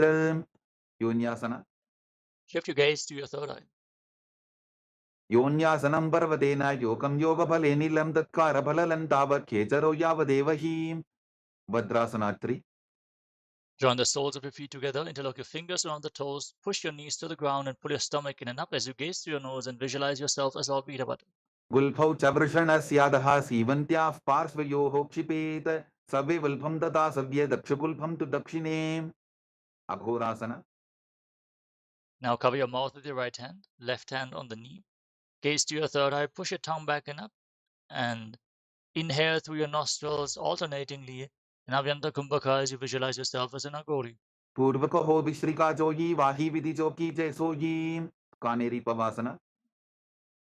Now extend your feet away from the body. Rest your elbows on the heels, your chin on the hands. Gaze to the nose, pull your stomach in and up, and exhale. Hold your breath in Rechaka Kumbhaka as you visualize yourself as a female elephant drinking water. ग्वाली पाव आसन कक्ष्यो है जैसे Yahoo में जाने विदित से. परासना. Scoop your hands below the feet and interlock your fingers. Gaze towards the tip of the nose as you visualize Swamiji. ततोर्ध्वं रेतयेत् पायुं मृतनिश्वास संयुतं. Gopi चंडासना. Now interlock your fingers around the toes from above. Bring your feet against your chest, the chin on the fingers. Gaze to the nose and embody the state and space of a king. पूर्व विधिपता का अंगूठा कंटकु पराशेम. उदरासना. Interlock your fingers around the toes from below. Pull your feet against your chest. Rest your chin on the toes and gaze to the nose, visualizing your body free from any defects. दोवो पगदली संपुटाने उभय हस्तकरी उर्दहिताने. विशिष्टासना. Lift your feet up higher in front of your face as you visualize yourself excelling in everything. दो पगदली जोड़ी संपुट करें. भुजासना. शिरासनं त विज्ञेयं कक्षासनम् अतः परं ग्रीवासनं त परमं भुजासनम् इहोच्यते. Now lift your legs up over top of the respective shoulders and bend your arms up to interlock your fingers around your neck as you visualize yourself as a cobra in Bhujasana. Engage the Mula Bandha and exhale and hold your breath. कल्याणासना. Now bring your hands down and behind your back. Try to interlock your fingers. Balance with your legs over top of the respective shoulders as you gaze to your nose and visualize yourself as a beautiful, auspicious goddess. दो हाथ बकम नीचे आने तिनको बोड़ा नीचे ठाने संकटासना. Now place the top of the left foot flat on the mat and sit on the left heel. Stack the right knee over top of the left. Place your hands on opposite knees. Gaze forward in Vaishnavi mudra without focusing on any external objects. As you visualize yourself as an elegant swan, breathe in Ujjayi Pranayama, make an ocean-like sound from your throat on the in and exhalation. वामपादं चितेर्मूलं सन्न्यसदर नीतले पाददण्डेन जां येन वेष्टयेत् वामपादकम्. धेनुकासना. Now, sit in between the heels. Interlock your hands on the top knee. Pull your stomach in up and visualize a cow in your inner space. अनुषाटिनगरपञ्जरं वृषीलिन्दवल्यम्नीं पच्छन्द्रासना. Now, bring the right foot on the left thigh and the left foot on the right knee. Bring your left arm behind your back. Twist your spine. Hold on to opposite thighs. Gaze to your third eye and visualize Swamiji in your inner space. वामजङ्गपरितशिरठाने वामहस्तपिष्टीति Sane मच्छन्द्रासना 2. Untwist your spine, hold onto your feet, and lean forward and down as you visualize Swamiji. प्रसमजी मनोतर्न जजोगी वामदंडपरिला खेसोजी Guru Asna. Now rise up, interlock your fingers and place them on the left knee. Engage Mahamudra Bandha and visualize Swamiji, your Guru. पूर्वमूले द्रपादस्य कनिष्ठिका प्रदेशोल्भं संस्थाप्य संकटासना. Now place the top of the right foot flat, sit on the right heel and stick the left knee over top as you visualize yourself as an elegant swan. वामपादं चितेर्मूलं सन्न्यसदर नीतले पाददण्डेन जां येन वेष्टयेत् वामपादकम्. धेनुकासना. Slide the right foot outside the hip and sit in between the heels with the hands on opposite knees. Put your stomach in and up in Uddiyana Bandha and visualize a cow in your inner space. अनुषाटिनगरपञ्जरं वृषीलिन्दवल्यम्नीं पच्छन्द्रासना. Now slide the left foot on the right thigh and place the right foot on the left knee. Twist your spine with the right arm behind your back and hold on to opposite thighs. Gaze to your third eye and visualize Swamiji. वामजङ्गपरितशिरठाने वामहस्तपिष्टीति Sane मच्छन्द्रासना 2. Untwist your spine, hold on to your big toes and lean forward and down. प्रसमजी मनोतर्न जजोगी वामदंडपरिला खेसोजी Guru Asna. Rise up and interlock your fingers on the right knee and engage Mahamudra Bandha. पूर्वमूले द्रपादस्य कनिष्ठिका प्रदेशोल्भं संस्थाप्य पश्वासना. Now place your feet flat on the ground, pull your knees against your chest with your hands. Press your tongue back and up, gaze to your third eye and visualize Swamiji. पादतले भूमौ निधाय चाननियुर्षि निधाय विपरीतहस्ताभ्याभू सहितजङ्गे निबध्य बोधशोकासना. Now hold on to opposite wrists and rest your chin on the knees, gaze to your nose and visualize yourself residing in an abode of bliss. दोभुभक्तली भूपरिधरे कोरमाह्ली शेखरे कोरकटासना. Bring your hands below the knees and hold on to opposite elbows. Keep gazing to your nose and visualize Swamiji. दो हाथ bug बाहर लियावे गोड़ा नीचे ले टहरावे सुमति आसना. Cross the right ankle over the left with your toes pointing up and visualize the great sage and Maharishi Sumati. मूलद्वारी धरती बरिठाने डाबा bug बरित चबिताने दंडासना. Extend your legs out in front, interlock your fingers and extend your arms up straight. Engage Mahamudra Bandha, gaze to your nose and visualize Swamiji as you keep pressing your tongue up in Kechari Mudra. इदानीं गर्भिणीनां योगाभ्यासो यथा लघु सुखप्रसवला भाग्य प्रोच्यते प्राप्त नेपथीम् आरंभासना. Lean forward and down, hold onto your big toes in Prana Mudra. Breathe in Nadi Shodhana, alternating through the nostrils as you visualize Swamiji in Arambhasana. दो भूपक मिलिवा पसारी पका का अंगूठा पकड़ी लीला टकोड़ा लगावे विदोकासना. Now, slightly separate your feet. Scoop your hands below the shins and hold onto the soles of your feet from the outside. Bring your forehead down on the ground, gaze to the third eye and visualize Swamiji. प्रथम बेसी दो पाव पसारी कछप ऊर्धको कुरडो डारे दालन धरी पवासना. Now, bring the heels together and the toes apart. Keep your palms facing up and rest your chin on the heels. Gaze to your nose and visualize Swamiji in your inner space.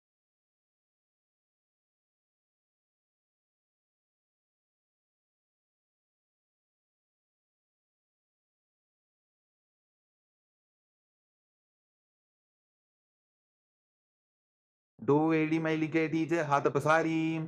Utu Pichimatanasana. Now, extend your legs forward, lift one leg up behind your neck or over top of the shoulder if you can bring it behind your neck.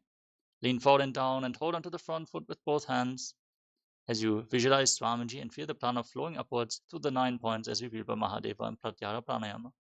Paschimataanavat samsitim kritva ekam padam grivayam dhritva tishtet. Anantasana. Now hold onto the foot with the opposite hand and lean back with a leg behind your neck. Lay on your back and gaze towards your nose as you visualize yourself as being infinite. Uttana shaini ekaikam payi grivayam vinyasya. Itarahastena pavagram gritva. Ankushasana. Roll onto the side of the hand which is holding onto the foot. Gaze to the nose and feel in complete control. Uttana shaita ekaikam padam grivayam kurvan. Itarhastam karnamole sthapayet. Drishasana. Lay on your back, pull your knees against your chest and circle them with your arms. And rock your body from side to side. Relax your spine. Breathe the Pratyahara Pranayama. Feel the prana flowing from the soles of your feet all the way to the crown of your head. And visualize Swamiji in Drishasana. Uttana shainam januni hrideva shtambham. Ganga saita uruni karadvaye vadvam. Savyapa savyam lodayet. Drishasanam bhavati. Utu Pichimatanasana. Now rise up and lift the other leg behind your neck. Lean forward and down and hold onto the front foot as you visualize Swamiji. Paschimataanavat samsitim kritva ekam padam grivayam dhritva tishtet. Anantasana. Lean back, hold onto the foot behind your head and extend the opposite leg forward. Gaze to your nose and visualize that you are infinite, endless, eternal. Uttana shaini ekaikam payi grivayam vinyasya. Itarahastena pavagram gritva. Ankushasana. Now roll onto the side of the hand holding onto the foot. Gaze to your nose and feel in complete control. Uttana shaita ekaikam padam grivayam kurvan. Itarhastam karnamole sthapayet. Yopanidrasana. Now lay on your back and one by one bring your legs up, over top and behind your neck if you can. Gaze to the nose and wrap your arms around your lower back as you visualize Swamiji in your inner space. Padabhyam veshtayet kantham hastabhyam prishtabandhanam tanmadhye shainam kuryad yoganidra sukhaprada. Atmaramasana. With your legs up towards your shoulders, bring your arms up and hold onto your neck with your hands. Gaze towards the nose and visualize Lord Vishnu is blessing you from within. Atmarama asanapadam sudhoso ve. Kochikasana.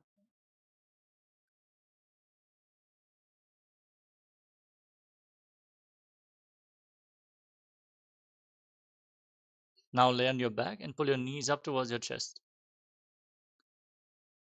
With the soles facing up to the sky, extend your arms out to the side at shoulder level. Gaze towards your third eye and visualize Swamiji in your inner space. Do hat chita sakare. Tinaso ube sapakare. Jatara parivritti. Now drop the left knee to the side, keep it bent and extend the right leg straight down. Then bend both knees to the left. Extend both legs to the left. Hold onto the toes and rotate your head away from the feet. Visualize Swamiji as you return to the center and drop the right knee to the side. Extend the left leg straight down. Repeat the steps on the other side. Bend both knees to the right. Extend your legs to the right. Hold onto the toes and gaze away from the feet in Jatara Parivritti 1, 2, and 3. Parivritti kukshi bhage tridahi parikirtitaha. Baddhaponam suptaponam urdhvaponam athapicha. Dvandva pithasana. Now place your feet flat on the mat. Hold onto your ankles and lift your hips off the ground. Engage the Mula Bandha and the Jalandhara Bandha as you hold your breath in Mocha Kumbhaka. Gaze to your nose and visualize yourself as sturdy as a bridge. Pratikriyayutan dvandva pitha sarva balapradam. Garbhininam durbalanam idikargi jagadanu. Paryankasana. Bring your arms up over your shoulders and lift your entire body off the ground. Breathe calmly through your nose in Sahadra Kumbhaka and visualize yourself as sturdy as stone furniture. उत्तानशयनमस्ततलाभ्यां भूमिमष्टभ्यां पादतलाभ्यां भूमिं धृत्वा Shottanasana. Lay on your back and place your hands on the respective shoulders. Pull your knees up and move your hips in a circular motion, visualizing yourself as a dog playfully rolling around on your back. Shavavat shariram samsthapya januni sammilya na bhuvanija astabhyam tandaram badhva brahmajeet shvottanam bhavati. Viparita karani. As you lay on your back, extend your legs up straight. Place your palms on the mat for support and then move your hips in a circular motion. Visualize Swamiji and hold your breath in Mocha Kumbhaka in Viparita Karani. Bhutare sashiro dattva phenage charanadvayam viparita krati shaisha sarvatantreshu gopita. Viparita karani too. Now stop the movement of your legs, point the toes to the sky and visualize Swamiji in your inner space. Karani viparitapkhya sarvadhivyadhinashini nityam abhyasa yuktasya jatarabdhi vivardhani. Langalasana. Drop your feet down over top of your head, touch the toes to the ground and interlock your hands behind your back in Parashva while visualizing yourself as a plow. Narakasane stitva nasika pradeshe bhumobada prishte stapya hastadvayam sammilya lambi kuryat griva pradeshena bhumim karshayet langalasanam bhavati. Shaita Paschimottanasana.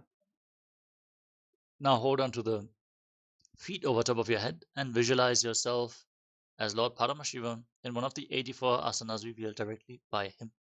Tanam Shritvat Kurvita Shaita Paschimottanakam. Supta Konasana. Now separate your legs wide to the side and visualize Swamiji in your inner space. Parivritti Kukshi Bhage Tradahi Parikirtitaha Baddha Konam Supta Konam Urdha Konam Athapicha. Chakrasana. Join your feet back together, hold onto your ankles and roll onto your back, visualizing yourself as a wheel. Shavasanasadgo Pado Kuryan Mastaka Tasparo Yutkrame Tata Shigrame Tat Sarvasya Sadhanam. Supta Prasarita Padangushtasana. Now lay on your back, hold onto your big toes and extend your legs up vertically. Then separate your legs wide apart and visualize Swamiji in your inner space. Uttanapadam Kravancham cha Marichimbira Bhadrakam Natarajandrikoanam cha Suptambushta Prasaranem Supta Padangushtasana. Now join your feet back together. Keep holding onto the big toes. Breathe in. Ujjayi Pranayama. Make an ocean-like sound from your throat on the in and exhalation. Uttanapadam Kravancham cha Marichimbira Bhadrakam Natarajandrikoanam cha Suptambushta Prasaranem. Matsyasana. Now cross your legs into Padmasana and bring your knees to the mat. Hold on to opposite elbows over top of your head and visualize Matsya, the fish avatar of Lord Vishnu, as you gaze to your nose. Bhukta Padmasanam Krutva Uttanashay Nancharit Gurpara Abhyam Shiro Beshtya Matsyasanam tu Rogaha. Parasharamasana. Now place your right hand on top of the left palm and gaze to your nose, visualizing Lord Rama. Prathamakare Padmasana Ache Sudho Sove Bhuparipache. Sarvangasana. With the legs in Padmasana, kick your knees and hips off the ground and support your lower back with your hands. Gaze to the nose and hold your breath in Mocha Kumbhaka as you visualize Swamiji. Atavakshetra Samkshepat Sarvangasanam Uttamam Yat Krutva Yoga Nipuna Vidya Vispandito Yatha. Vrichikasana. Laying on your back, put your knees up towards your chest. Extend your arms over top of your head and hook your fingers forward. Gaze towards your third eye and visualize yourself as a scorpion in Vrishtikasana. Prathamashayna Sudho Shishike Shiki Sandhi Sudake. Vrichikasana. Now exchange the position of your feet. Repeat Vrishtikasana, the scorpion pose. Prathamashayna Sudho Shishike Shiki Sandhi Sudake. Vrishabhadakshepasana. Now lay flat on your back, interlock your hands around your neck, and alternate pulling your knees in towards your chest as you visualize Swamiji and breathe calmly in Sahaja Kumbhaka. उत्तानशयनं कृत्वा अङ्गुलिभिकन्दराम्बद्वा पूर्वपरो मिलित्वा नितम्बेन भूमिं स्पृष्ट्वा मारोत्तनासना. Now pull your knees up and touch them against your ears again and again with your hands at the side of the body. श्वोत्तानवत्संसिति कृत्वा जानद्वयं पर्यायेन कर्णयोः संस्पृशेत्. वृकासना. Now stand up and lay back down again and again while visualizing yourself as a wolf. उत्तानशीनं कृत्वा पादतलाभ्यां भूमिं धृत्वा उत्तिष्ठेत्. वृकासनं भवति. लूढासना. Now roll backwards again and again while visualizing Swamiji. उत्तानशयनं पादौ शिर उल्लङ्घ्य भूमौ स्थापयित्वा निब्जं भूयादिनिब्जं शयनं. सरठासना. Lay down flat on your stomach, keep your hands at the side of the shoulders, and contract your lips, making a whistling sound like a flute on the inhalation through your mouth, as you visualize yourself as a chariot carrying warriors into a battle for Dharma on your chariot back. निब्जं शयनं कृत्वा नाभिं भूमौ निधाय स्तम्भद्धस्ताभ्यां भूमिं वष्टभ्य ओष्ठौ निमील्य वेणुवत्सं कृत्य तिष्ठेत्. सरठासनं भवति. देहल्युल्लङ्घनासना. Push yourself back up into the plank position and jump your feet forward and backwards in between the hands. Visualize yourself transcend body and mind. हस्तद्वयं बद्ध्वा तन्मध्यचरणद्वयम् उड्डानैव बहिरानीय अतनजेत्. देहल्युल्लङ्घनं भवति. जात्यासना. Now stand up and lean forward and down. Place your palms on the ground and visualize yourself as a wise old elephant.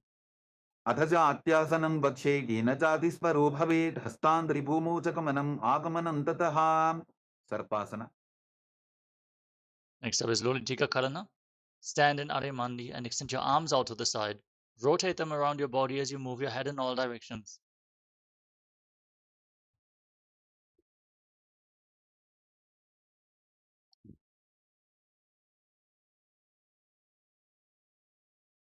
Now tie your feet with a rope if you have one available and stand erect on the mat like a rod.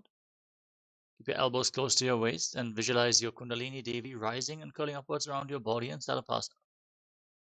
अथ सर्पासनं वक्षे वायुपानाय केवलं शरीरं दण्डवत्तिष्ठेत्. रज्जुबन्धस्तु पादयोः वायवी कुण्डली देवी कुण्डलाकारमङ्गुले.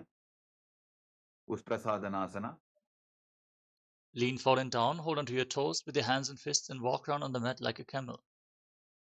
उष्टिकनिष्ठिका प्रदेशेन भूमौ निधाय उपरि पादतले संस्थाप्य उष्ट्रवत् उष्ट्रसाधनं भवति. अश्वासना. Now hold onto your toes and walk around on the mat like a horse. उष्टिकनिष्ठिका प्रदेशेन भूमौ निधाय उपरि पादतले संस्थाप्य अश्ववत् शरीरं चलनीयम्. अश्वासनं भवति. कपोतनिटकासना. Now interlock your hands behind your back and pull them down towards your calves. Lean back all the way. Breathe deeply through your nose and visualize yourself as a soaring bird diving. पादतले भूमौ निधाय पृष्ठभागेन हस्तौ जङ्घापर्यन्तं नीत्वा कपोतनिटकं भवति. खड्गासना. Now stand with your heels touching, toes pointing outwards and knees bent. Join your hands in Namaskara Mudra in front of your heart center. Bow down to one side, raise the respective heel. Open up your palms on both sides again and again. Visualize yourself offering flowers to Paramashiva and Talapushpa Putam Karana.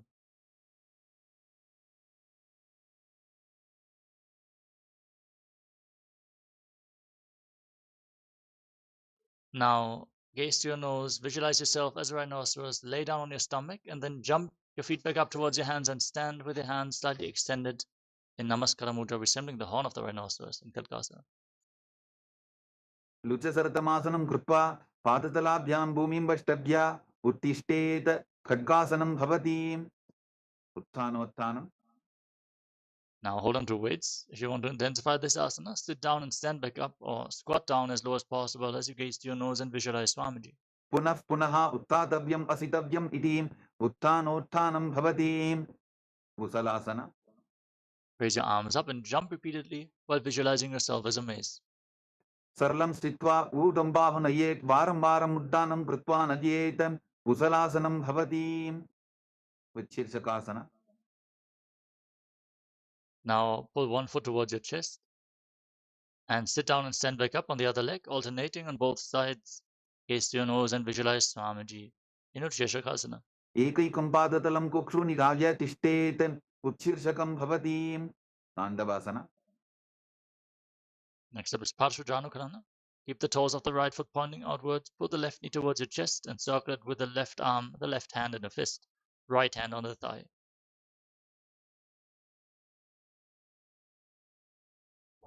Now extend your left leg forward, your arms as well. Sit down and stand back up while visualizing yourself fiercely dancing as Lord Shiva.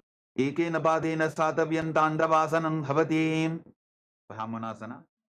Bring the left foot against the right thigh and keep your hands at the side of the knees while visualizing Lord Brahma's blessing you from within.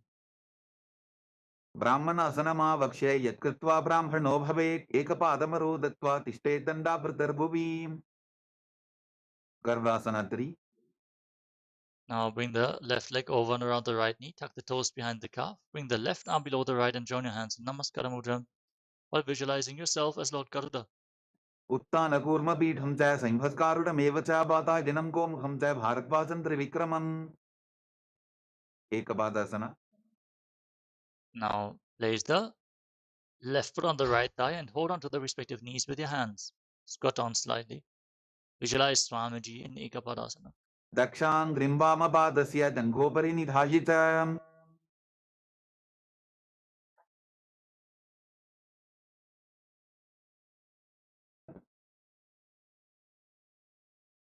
ध्रुवासना. Now hold on to the big toe of the left foot. Extend the leg out to the side and rotate quickly on the standing leg, visualizing yourself as the North Pole star. एकेन हस्तेन दण्डरूपस्य एकस्य पादस्य भ्रं धृत्वा इतरपादतलं भूमौ निधाय त्वरया भ्रमणं कर्तव्यं ध्रुवासनं भवति त्रिविक्रमासना.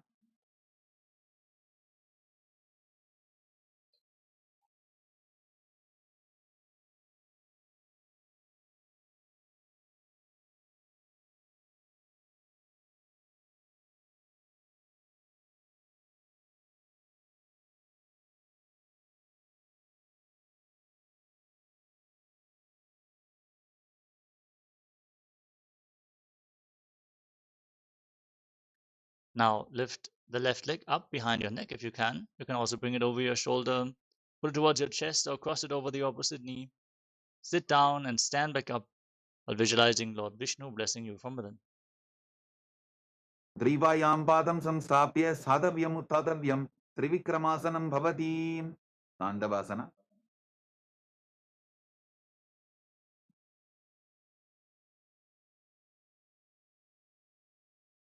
Now repeat. Parshvajanukarana on the other side. Keep the toes of the left foot pointing outwards, right knee against your chest, and circle it with the respective arm. Right hand in a fist, left hand on the thigh.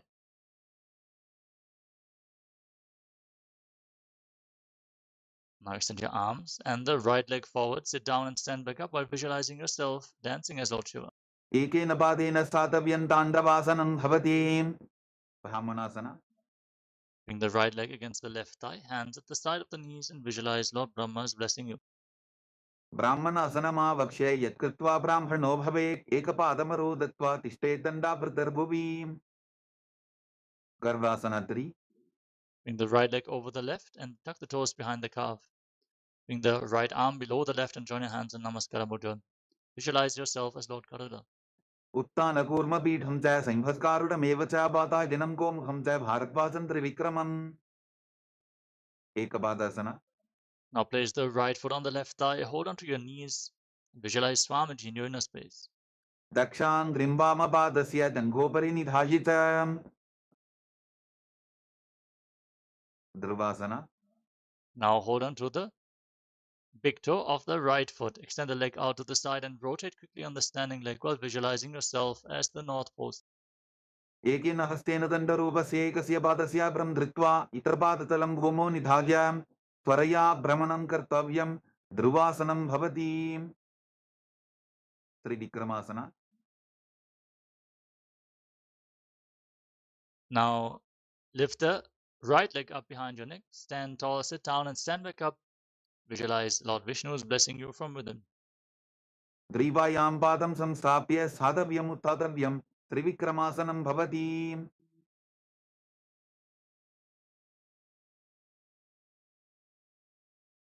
Now stand with your heels touching, toes pointing outwards, hands slightly extended away from the body, fingers pointing one by one in Samanaka Karana. Breathe calmly and deeply after this intense set of asanas.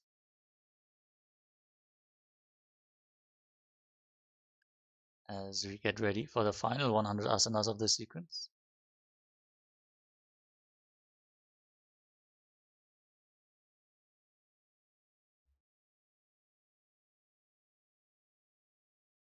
Starting off with Godak Anjali Asana. Now separate your feet and squat down. Bring your hands on the outside in between the legs and interlock your fingers. Bring your hands against your navel and visualize the great sage Gaudanatha, the founder of the Nata Yoga Hindu Sampradaya. Breathe in Jiva Chala Kumbhaka. Inhale fully and hold your breath, moving the retained prana freely throughout your body by the force of your will. Very powerful pranayama. The very essence of pranayama is control over the prana. So let us master the prana movements within our body. In Jiva Chala Kumbhaka, in Godak Anjali Asana. Gorakanjali asana. Pratham hi wo hoye bahuri nichopuniphove. Kanchasana. Now interlock your hands around your lower back and visualize Swamiji in your inner space.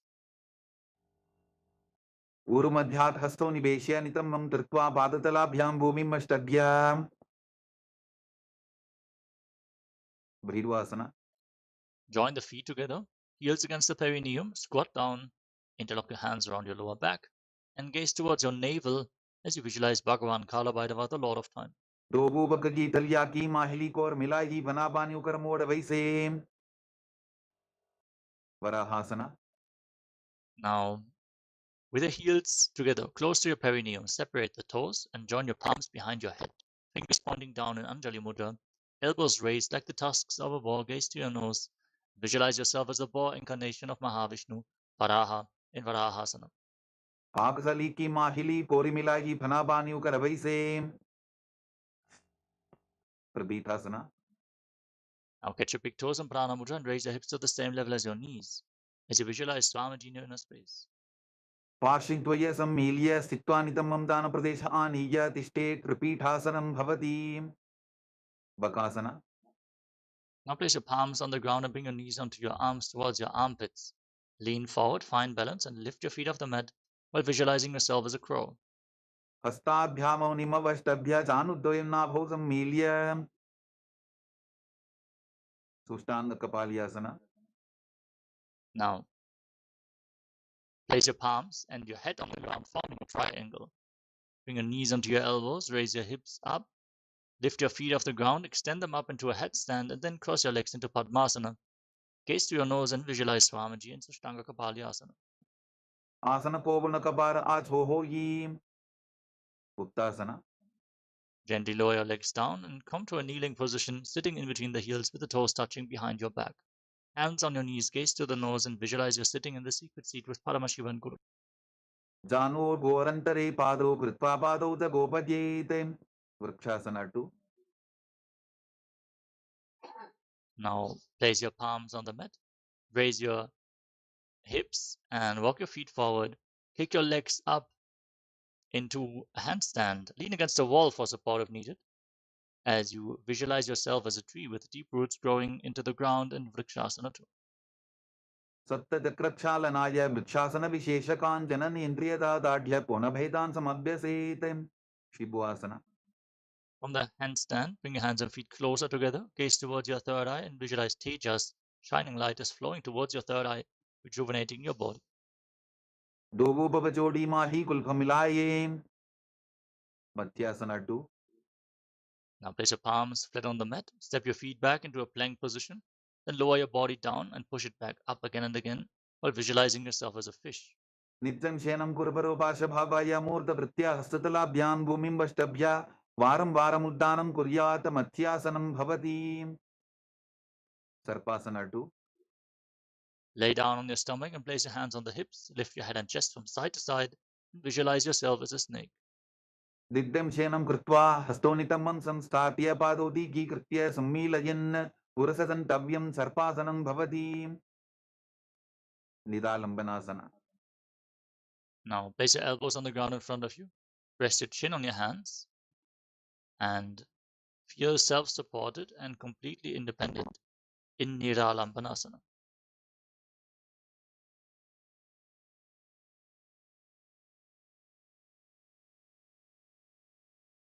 कराभ्यां बङ्गसं कृत्वा तिष्ठेत् कुर्परयासुदी मुखमुन्नमनुच्चायी निरालम्बनमासनं निरालम्बनयोगी स्यान् निरालम्बनमासनं निरालम्बनता ध्यानं निरालम्बनमासनं. सत्रासना. Now place your palms flat on the mat in front of you. Bend your knees and straighten your arms. Try to bring your upper back and your feet close together as you visualize yourself as an umbrella protecting your guru from the sun rays in Chaturasana. अर्ध्यासनौ स्थित्वा हस्तदलाभ्यां भूमिमस्तभ्य उन्नजाति छत्रासनं भवति. Vidrasana. Now sit in a kneeling position on your heels, top of the feet flat on the mat. Extend your arms out in front, place your palms and your forehead on the ground, gaze to the nose, and visualize yourself as Vajra, the weapon of Indra, reminding you of your indestructibility. इदानीं गर्भिणीनां योगाभ्यासो यथालघु सुतप्रसवलाभाय प्रोच्यते प्राप्तनेपथि दण्डबद्धभरद्वाजय वीरभद्रसमानितो आसनानि सदा पुर्या सुदीर्घैरे च पूरपैः. वेशासना. With your palms on the ground, raise your hips up high. Into Gajasana position, and then alternate striking the ground with your hands as you visualize yourself as powerful as a ram. गुदासन संस्थितो एकैकं बाहुं भूमौ तालयेत् वेशासनं भवति. अजासना. Now place your palms on the ground and kick your legs up into a handstand.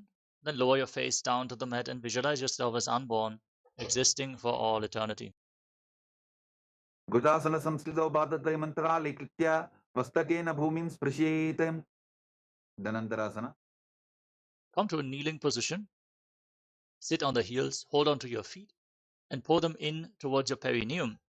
Then place your hands on the respective knees and gaze forward. Visualize Swamiji and breathe in Ujjayi Pranayama. Make an ocean-like sound from your throat. पूर्व विधि परिहाताब्की काकसी चोफना शरामोड़ी पताकी अंगुली अग्रिमेर लगावे. अंगमोत्तनम. Now interlock your fingers and move your arms up, down, left, right, in all directions, giving massage to various different joints and muscles of your body. Visualize Swamiji, then interlock your hands behind your back and repeat the movement in the Angamottanam. हस्तयोः अंगुलीर्बद्ध्वा हस्तर्मध्यात्सर्मन्दं निष्कासयित्वा तिष्ठेत् अंगमोत्तनं भवति.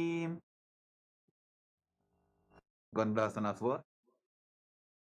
Now sit in between the heels with the toes pointing outwards, thighs and knees on the mat, hands on the knees. Visualize yourself as Lord Garuda flying Lord Vishnu and Lakshmi on his back. जङ्घोरुभ्यान्दनां पीड्य स्थिरकार्योद्विजानुना जानो परिकरद्वन्द्वा गरुडासनम् उच्यते. आनन्दमन्दिरासना. Now join the toes together behind your back, knees wide apart. Hold onto your ankles and sit down on the ground in front of your heels.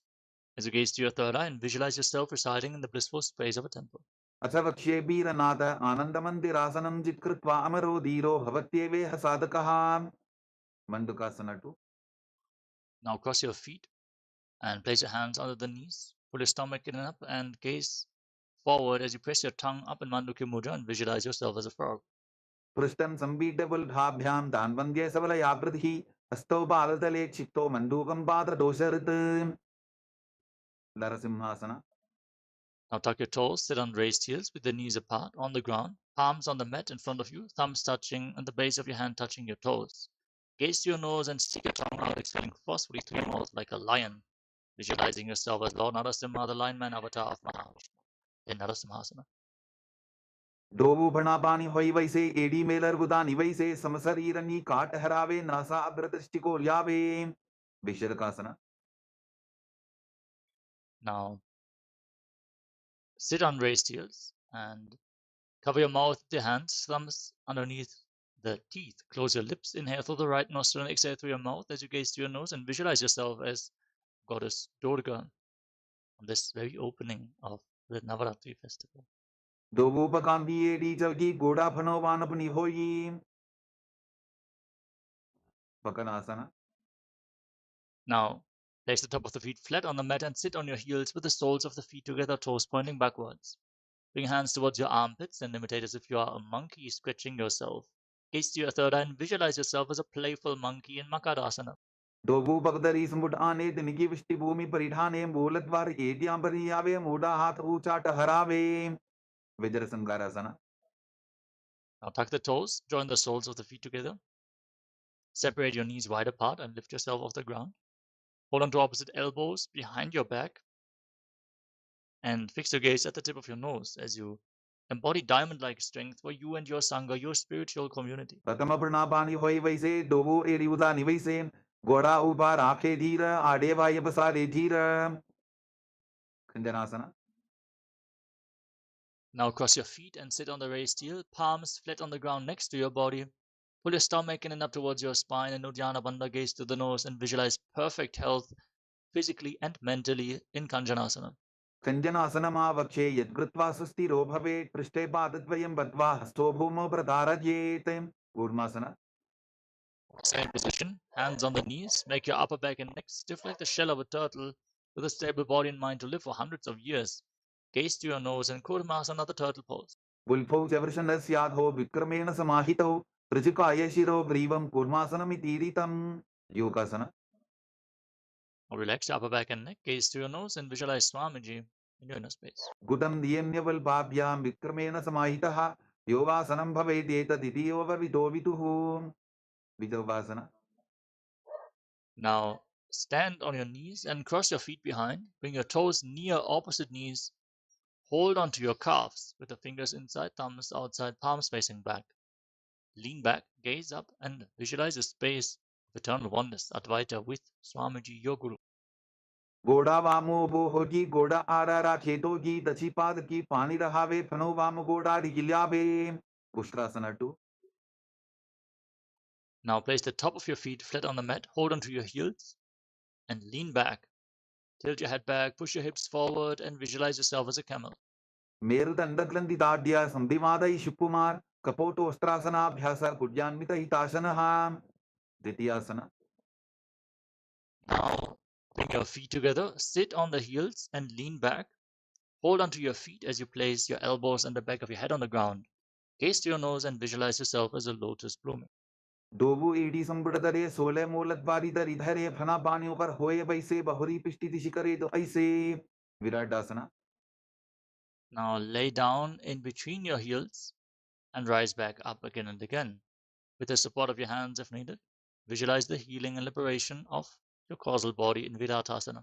Sanga Prishti Bhumani Dadya, Sango Tarjoho Urnisam Stapya, Trishtivam Shamvaram Varam Sprashite, Kapotasana. Now bring your arms up over top of your shoulders and lean back all the way.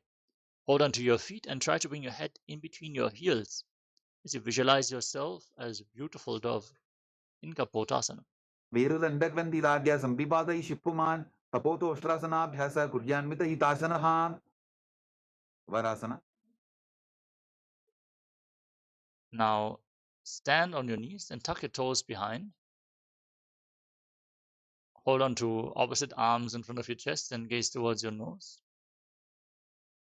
In the boon-fulfilling posture, receive your boon from Paramashiva. Januni Bhumo Samstapya, Stabhyam Bahu Parasparam Dritva Sardam Tishtet, Varasanam Bhavati, Varahasana 2. Now sit on raised heels. Keep your toes tucked and place your forearms on the ground. Rest your head on the mat and support it with your hands as you visualize yourself as Varaha, the boar avatar of Lord Vishnu. Suryan Chandram Vedanani, Asanani Nikachente, Purparu Bhumo Stapalitva, Janubhyam Avnimam Ishtabhya, Hastomastake Samstapya, Pashin Nitambe Samstapya, Tishtet Varahasanam Bhavati, Indasana. Now place your forearms on the ground. Elbows shoulder width apart. Interlock your fingers and place your head on the mat, supporting it with your hands. Raise your hips and kick your legs up into a headstand. Lean against the wall for support if needed. Gaze towards the nose and breathe calmly in Sahaja Kumbhaka. while visualizing yourself as a lopped tree in Mundasana. अथो मन्दासनं वक्षे सर्वेषां प्राणिनां स्वम् ऊर्ध्वमार्गेपदे दत्त्वा धारयेन्मारुतं सिद्धिः अन्धासना. Lower your legs down. Come to a kneeling position, sitting on the heels, top of the feet flat on the mat, and separate your knees. Inhale through your nose and exhale through your mouth as you lean forward and down and bring your head in between the knees. Hold on to your head, the elbows outside the legs. Gaze through your nose and visualize Swamiji in your inner space. ततमवदली समटहरावे korma हिली उभे मिदावे थना पानी Booker होई बैसे डोबु एरी उदानी बैसे विपरीत शलभासना. Now lay down on your stomach and extend your arms over top of your head. Lift your arms, your chest, and your legs off the ground and hold while visualizing yourself as a locust. शलभासन भेदाश्च नटभेरुंद नामके वेंडभेरुंद सहिते शीर्षदंडासनं तथा कपालासना. Now place your head on the ground and keep your hands at the side of the body. Lift your legs off the mat without raising your chest off the ground and visualize a skull representing the mind with purified thoughts and the strong will to attain enlightenment in Kapalasana, the skull pose. कपालं भूमौ निधाय ऊर्ध्वं पादौ नयेत् कपालासनं भवति आकाशकपोटासना. Now kick your legs up over top of your body. Place your feet flat on the mat in front of you and visualize yourself as a free and open dove in Akasha Kapotasana. पुष्टासने स्थित्वा चरणौ भूमेरुत्थाप्य मस्तकोपरि नीत्वा पृष्ठप्रदेशन भूमौ स्थापयेत् आकाशकपोटं भवति.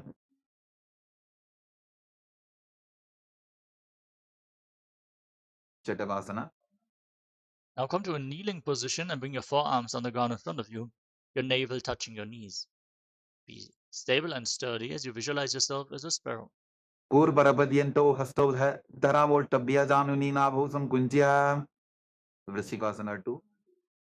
Now with your forearms on the ground, raise your hips, straighten your legs, and then kick your feet up over top of your body. Bend your knees and try to touch the back of your head with your feet, visualizing yourself as a scorpion. विच्छेव पुच्छप्रतिमाङ्घ्रिपार्ष्णि धृत्वा सशीर्षे बुकं विधार्यको यत्रेति सन्तिष्ठति साधकस्त्वं विशावहं वृश्चिकसंयमासनं पुरुषासना. Now come to a kneeling position, sit on the right heel and keep the left foot outside the hip, hands on the ground in front of you.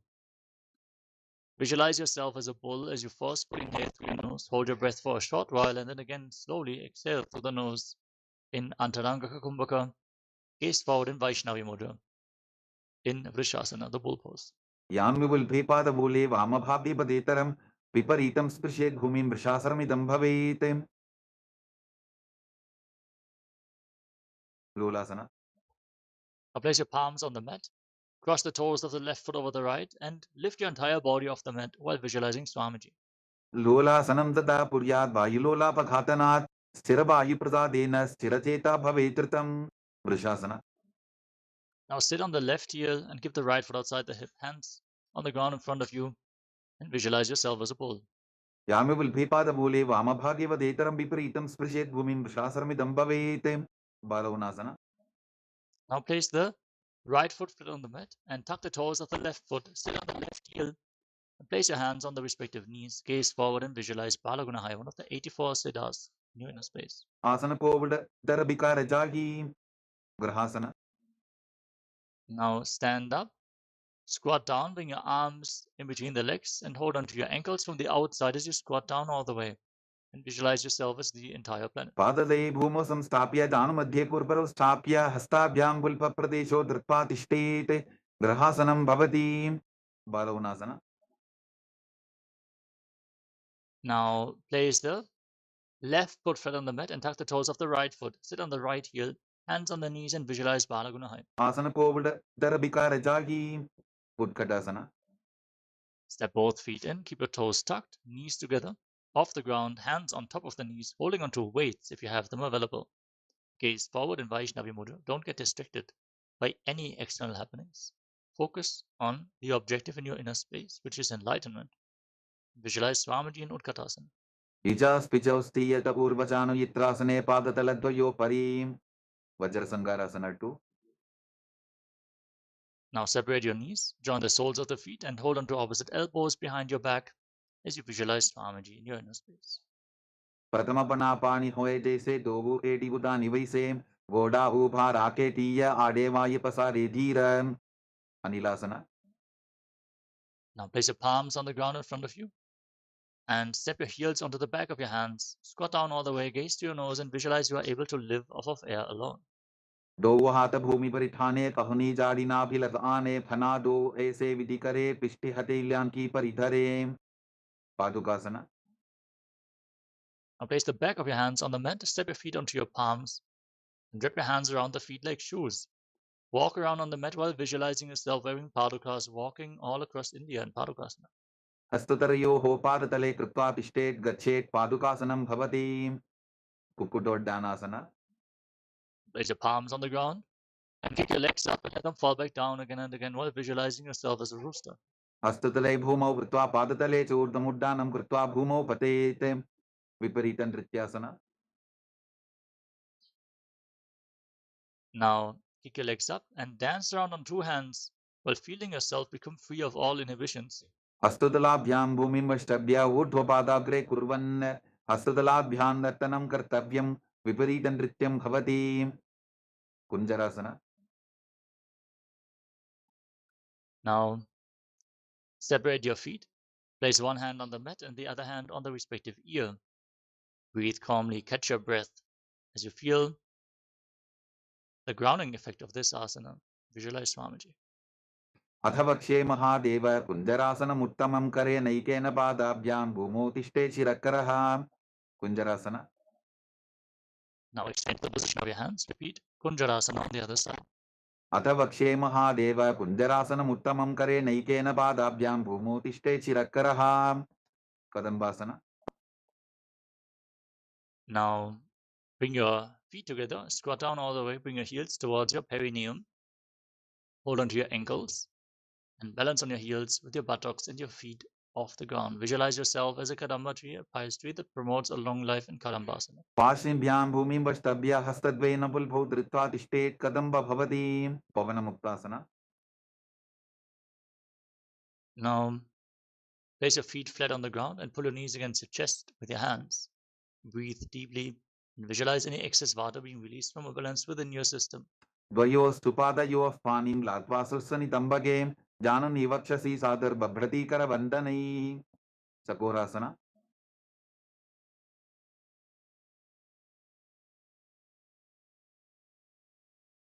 Now lift one leg up behind your neck. Place your hands on the ground and extend the opposite leg forward, lifting your entire body off the mat. Gaze up towards your third eye and visualize yourself as a powerful source of energy. पूर्वतानं ततस्पादपीठं भद्रासनं तथा चकोरक्रौन्तशलभभुजङ्गमपि वृश्चिकं धनुरासना 2.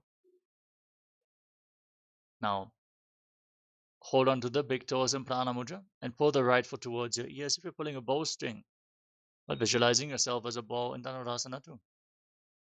पादाङ्गुष्ठौ तु पाणिभ्यां गृहीत्वा श्रवणावधि अष्टावक्रासना. Now lift the right leg over top of the right shoulder. Place the left foot on the right and extend your legs out to the side. Lean forward and lift your entire body off the mat, balancing on your arms while visualizing yourself as a flying crane. वासिष्ठमदकौन्दिन्यम् ऊर्ध्वकुक्कुटमेव च अष्टावक्रमथोत्थानं मयूरं सेतुबन्धनं प्राणासना. Now place the left foot on top of the right thigh. Bring your right shoulder underneath the raised knee. Push your left knee to the mat and gaze to your third eye, visualizing that you are immortal and able to exist solely on prana and pranasana. एतत् प्रभेदं वक्ष्यामि करोति यस्य चामरः एकपादमुरो बद्ध्वा स्कन्धेऽन्यपादरक्षणं पार्श्वमत्स्येन्द्रासना. Now bring the left foot outside the right thigh and step the right foot over top of the left knee. Twist your left elbow outside the raised knee and bring your hand below to interlock both hands behind your back. Twist your spine intensely. Gaze up towards your third eye and visualize Sage Matsyenada, the master of Hatha Yoga. पार्श्वाभ्यां दृष्टते यास्तु पार्श्वमत्स्येन्द्रमुत्तमं चकोरासना. Now lift the left leg up behind your neck and extend the right leg forward, lifting your entire body off the ground and visualizing yourself as a powerful source of energy in Chakorasana on the other side. पूर्वतानं ततस्पादपीठं भद्रासनं तथा चकोरक्रौन्तशलभभुजङ्गमपि वृश्चिकं Dhanurasana 2. Now hold on to your big toes in Prana Mudra And pull the left foot towards your ear as if you're pulling a bowstring. Take aim as you visualize your body as a bow in Dhanurasana 2. पादाङ्गुष्टौ तु पाणिभ्यां गृहीत्वा श्रवणावधिम् अष्टावक्रasana. Now place the left foot on top of the left shoulder and place the right foot on the left foot. Extend your legs out to the side, lean forward. Extend your legs out to the side and balance on your arms as you visualize yourself as a flying crane. वासिष्ठमदकौन्दिन्यम् ऊर्ध्वकुकुटवेव च अष्टावक्रमथोत्थानं मयूरं सेतुबन्धनं pranasana. Now bring the right foot on the left thigh and the left shoulder underneath the raised knee. Push your right knee to the ground and gaze to your third eye while visualizing that you are immortal and able to exist solely on prana. एतत् प्रभेदं वक्ष्यामि करोति यस्य चामरः एकपादमुरो बद्ध्वा स्कन्धेऽन्यपादरक्षणं पार्श्वमत्स्येन्द्रासना. Now bring the right foot outside the left hip and set the left foot over the right knee. Twist your right elbow outside the raised knee. Bring your hand below and interlock both hands behind your back. Gaze towards your third eye and visualize Sage Matsyenananda, the master of Hatha Yoga. पार्श्वाभ्यां दृष्टते यास्तु पार्श्वमत्स्येन्द्रमुत्तमम् अर्धपश्चिमतानासना. Now extend one leg forward and bring the other heel against your perineum. Lean forward and down and hold onto the front foot with both hands. Visualize Swamiji in your inner space and breathe in Jiva Chala Kumbhaka. Feel the prana movement upwards and downwards through your arms and legs by the force of your will alone. Guide the movement of your prana within your body. एकं पादं प्रसाद्य एकं पादस्य पार्श्वनासीविनी सम्पीड्य हस्तद्वयेन प्रसारितपादाङ्गुष्ठं धृत्वा दानोपरि मस्तकं न्यसेत् अर्धपश्चिमतानं भवति क्रमचासना. Now bring the right foot flat on the ground outside the hip. Hold onto the left foot and lift it up in front of your face. Keep the knees straight and visualize yourself as a crane. उत्तानपादं ग्रौञ्चं च मरीचिं वीरभद्रकं नटराजन्द्रकोणं च सप्ताङ्गुष्ठप्रसारणे अर्धपश्चिमतानासना. Now exchange the position of your legs. Bring the left heel against your perineum, the right leg straight, lean forward and down and hold onto the front foot with both hands as you visualize Swamiji in your inner space.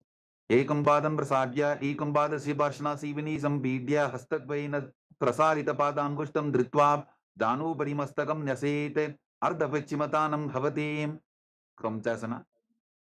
Now bring the left foot flat on the ground outside the hip. Hold onto the right foot as you extend it up in front of your face. Visualize yourself as a crane in Crown Chasana, like crane pose. उत्तानपादं ग्रौञ्चं च मरीचिं वीरभद्रकं नटराजन्द्रकोणं च सप्ताङ्गुष्ठप्रसारणे स्वस्तिकासना. Now bring your legs into Padmasana. Come to a cross-legged position and bring your feet in between thighs and calves with the support of your hands. Place your hands flat on the knees and gaze towards your nose. Embody peace, well-being, good fortune and prosperity as you visualize a swastika in Swastikasana. जानुर्वोरन्तरे सम्यक् कृत्वा पादतले गुहे यजुकाय समासीन स्वस्तिकं तत् प्रचक्षते गोरक्षासना. Maintain the same position but cover your heels with your hands, palms facing down. Lock your throat. Gaze towards the tip of your nose and visualize the great sage Goraknata, founder of the Nata Yoga Hindu Sampradaya. जानुर्वोरन्तरे पादौ उत्तानौ व्यक्पसंस्थितौ गुल्फौ छाछाद्य हस्ताभ्याम् उत्तानाभ्यां प्रयत्ततः भवासना 2. Now bring your left heel against the perineum and place the right foot on top of the left thigh. Gaze towards your third eye. Visualize Swamiji. Inhale fully and hold your breath as you lock your lips with little and ring fingers, your nostrils with your middle fingers, eyes with your index fingers, and your ears with your thumbs. Hold your breath intensely. In Shanmukhi Mudra, in Bhagasana 2. वामपार्श्वो बुधं संस्थाप्य दक्षिणं ग्रीवाम च गणे योगासना 2. Relax. Now place your feet on top of opposite knees and bring your hands onto the ground at the side of your body with your palms facing upwards. Gaze towards the tip of your nose and keep your mouth in the shape of the beak of a crow as you inhale through your lips and exhale through your nose in Kakachantra Kumbhaka. Visualize Swamiji in your inner space in Yogasana 2. उत्तानौ चरणौ कृत्वा संस्थाप्योपरि जानुनोः आसनोपरि संस्थाप्य चोत्तानं करयुग्मकम् ऊर्ध्वकुक्कुटासना. Now rotate your hands, place your palms flat on the ground at the start of your body and lift your body off the mat with your legs in Padmasana, visualizing yourself as a rooster in Urdhva Kukkutasana. वासिष्ठमथ कौंडिन्यम ऊटुकुक्कुट वेवच अष्टावक्रमथोत्थानम मयूरम Setu बंधनम सिद्धहरतलियासना. Now bring your hands through the legs. Place your palms flat on the ground. Without lifting your body up, stay seated on the ground. And visualize Swamiji as you gaze towards the tip of your nose in Siddhaharatali Asana. प्रथम पद्मासन पोकरे अस्तुदो वो गोड़ासन दिदरे उबे हतेले भूदेरी राखी ओचा गोड़ासन दिमे दाके. हंसासना. Now push your hands into the mat, lift your entire body off the ground and balance on your arms. Pull your knees up high towards your shoulders. Gaze to your nose. Visualize yourself as an elegant swan. In Hamsasana, the swan pose. Kukkutasana स्थित्वा स्तंदपर्यन्तं मूरु निनीत्वा तिष्ठेत्. हंसासनं भवति. कार्मुकासना. Now push your hands through your legs, lean forward, and place your forehead on the ground. Interlock your hands behind your back in Parashuddha and visualize yourself as Pinaka, like Shiva's bow in Karmukasana. प्रथम पद्मासन कोपरे गोरा संधि माही कर इधरे तरबतु श्री कर दो बु आने कोन्या ऊपर संधि ले ठाने. Kurmasana 2. Now come to the front of your yoga mat. Keep your legs in Padmasana and bring your hands through your legs. Bend your elbows to hold on to the respective shoulders with your hands. Balance and visualize yourself as a turtle with a stable body and mind to live for hundreds of years in Kurmasana 2. By जंग प्रत सिनपामा दाई जंग परिवाप by जाबा. ग्रंथि भेदासना. Now free your arms and wrap them around your legs. Hold on to opposite hands and bring your knees towards your shoulders. Balance as you gaze towards the tip of the nose and lock your throat in Jalandhara Bandha. Rejoice knowing you're sitting in Shiva's secret, not cutting posture, Granthi Bedasana. Cut the granthis along your spine. Let the prana flow freely. अथ भक्षे नीलकंठ ग्रंथि भेदासनं शुभम ज्ञात्वा रुद्रो भवे क्षिप्रम सूक्ष्म वायु निषेवनात्. उत्तान Kurmasana. Now, once more, bring your hands through the legs. Hold on to the shoulders. And then roll onto your back. Gaze towards the nose and embody a turtle laying on its back in Uttana Kurmasana, the upward facing turtle pose. Kukkutasana बंधस्तम कराभ्यांतृत गंधरम Peetham कूर्मवदुत्तानम एतदुत्तान पूर्मकम. वांगु कुक्कुटासना. Now kick yourself back up. Sit in Padmasana. And bring your hands through your legs. Place one palm on the ground and hold its wrist with the opposite hand. Then lift your entire body off the mat and visualize yourself as a rooster. कुक्कुटासने स्थित्वा एकेन हस्तेन अन्यस्य मणिबन्धं धृत्वा. वांगु कुक्कुटासना. Exchange the position of your hands and lift your body off the ground once more. In Pango Kukkutasana on the other side, visualize yourself as a rooster. कुक्कुटासने स्थित्वा एकेन हस्तेन अन्यस्य मणिबन्धं धृत्वा. वृद्धासना. Now in Padmasana, place your elbows on your toes, interlock your fingers.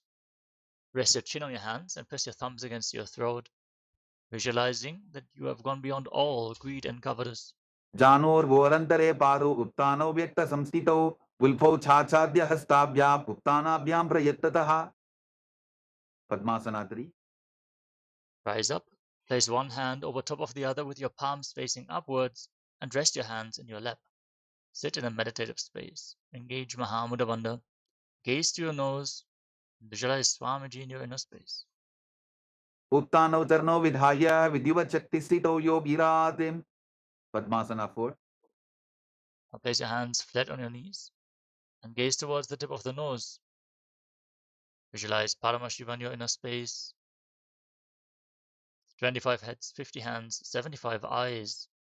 Sit as Paramashiva, internally chanting Om Nithyananda Paramashivoham in Padmasana form. एतत् पद्मासनं कुर्यात् प्राणवायु प्रसिद्धये शुभासनं सदा ध्यायेत् पूरयित्वा पुनः पुनः. कार्मुकासना 2. Now keep your left hand on the knee and your right hand in Prana Mudra, holding onto the left big toe. Pull the elbow back as if you're pulling a bowstring. Move the big toe round and round. And then repeat the movement on the other side as well, while visualizing yourself as Vinaka, Lord Shiva's bow. अधान्यासनमाभक्ष्ये योगपूरकरक्षणात् कृत्वा पद्मासनं पाद अङ्गुष्ठतङ्गयोस्थितं कार्मुकासना 3.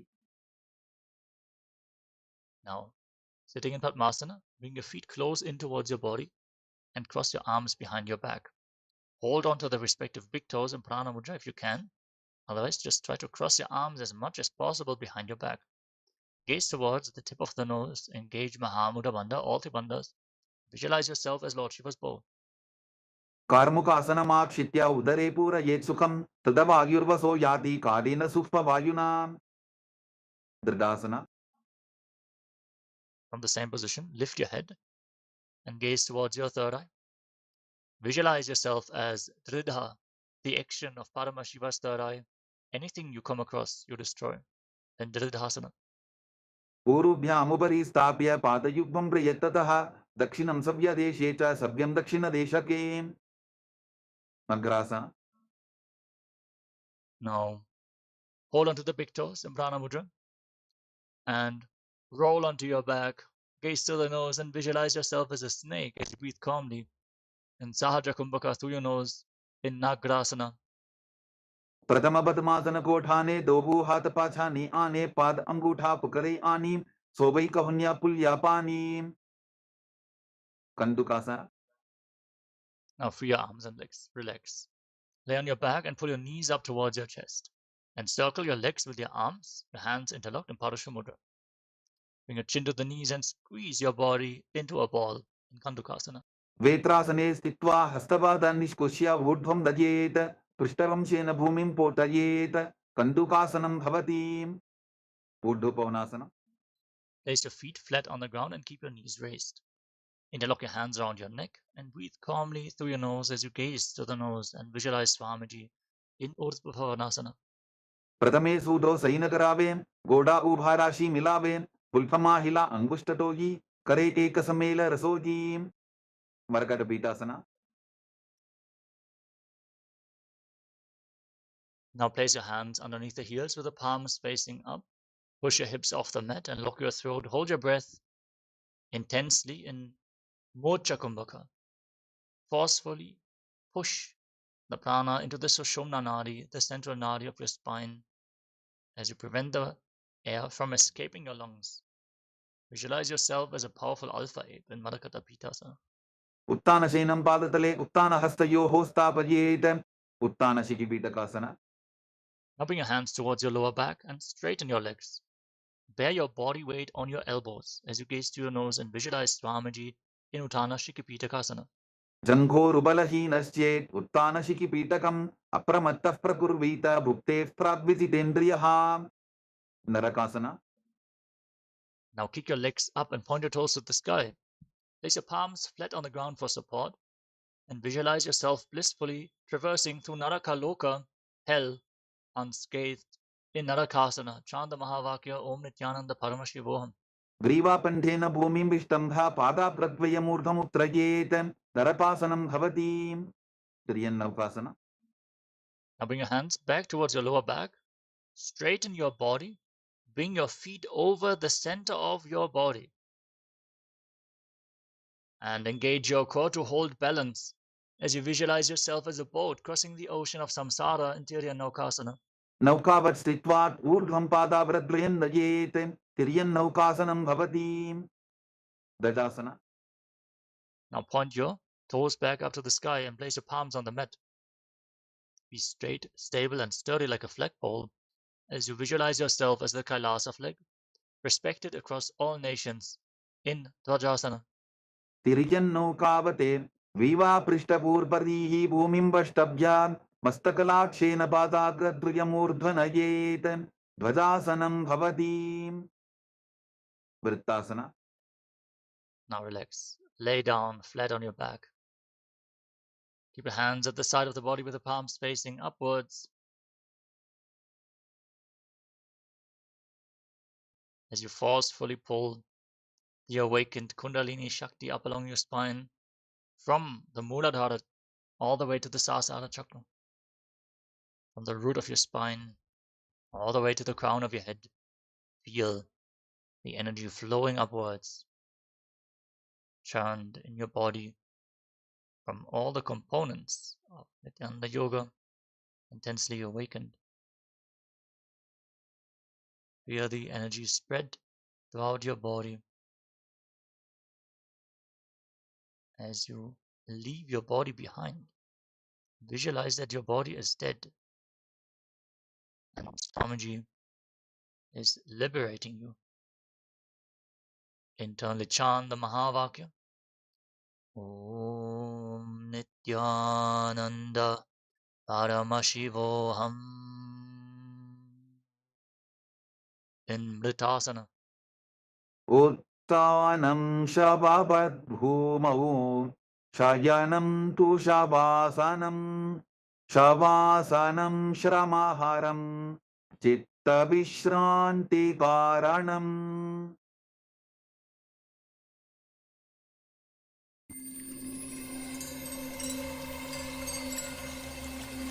I welcome you all with my love and respect. Let you all open all your three eyes. Om Nityananda Paramashivoham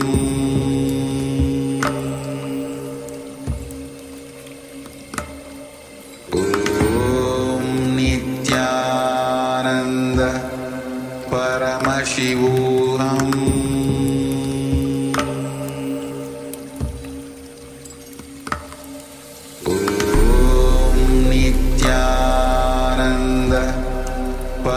Paramashivoham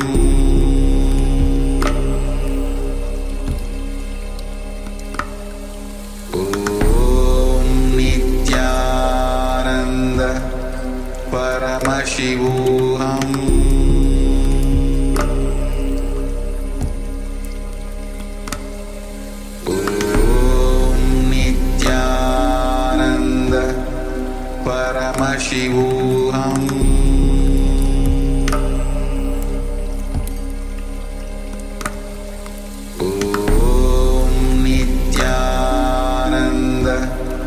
Paramashivoham Om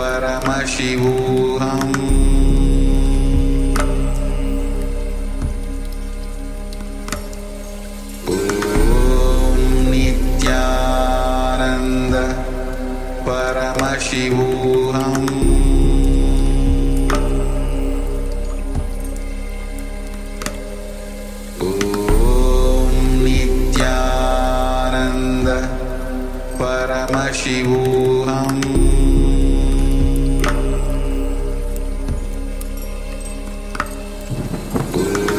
Om Nityananda Paramashivoham Om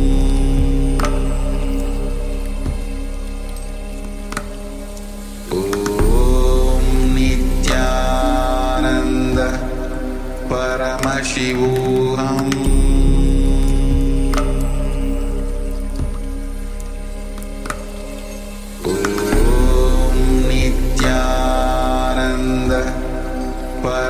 Paramashivoham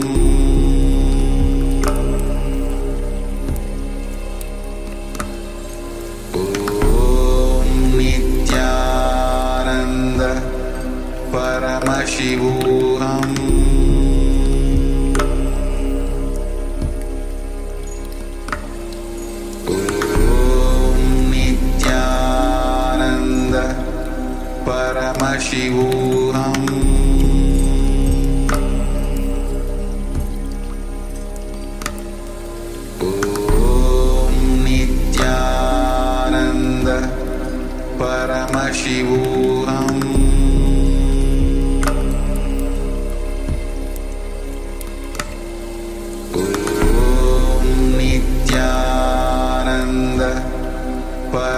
Paramashivoham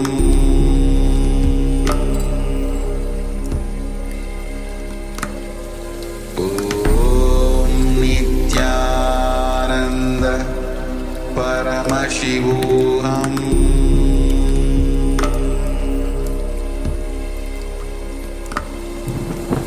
Om Nityananda Paramashivoham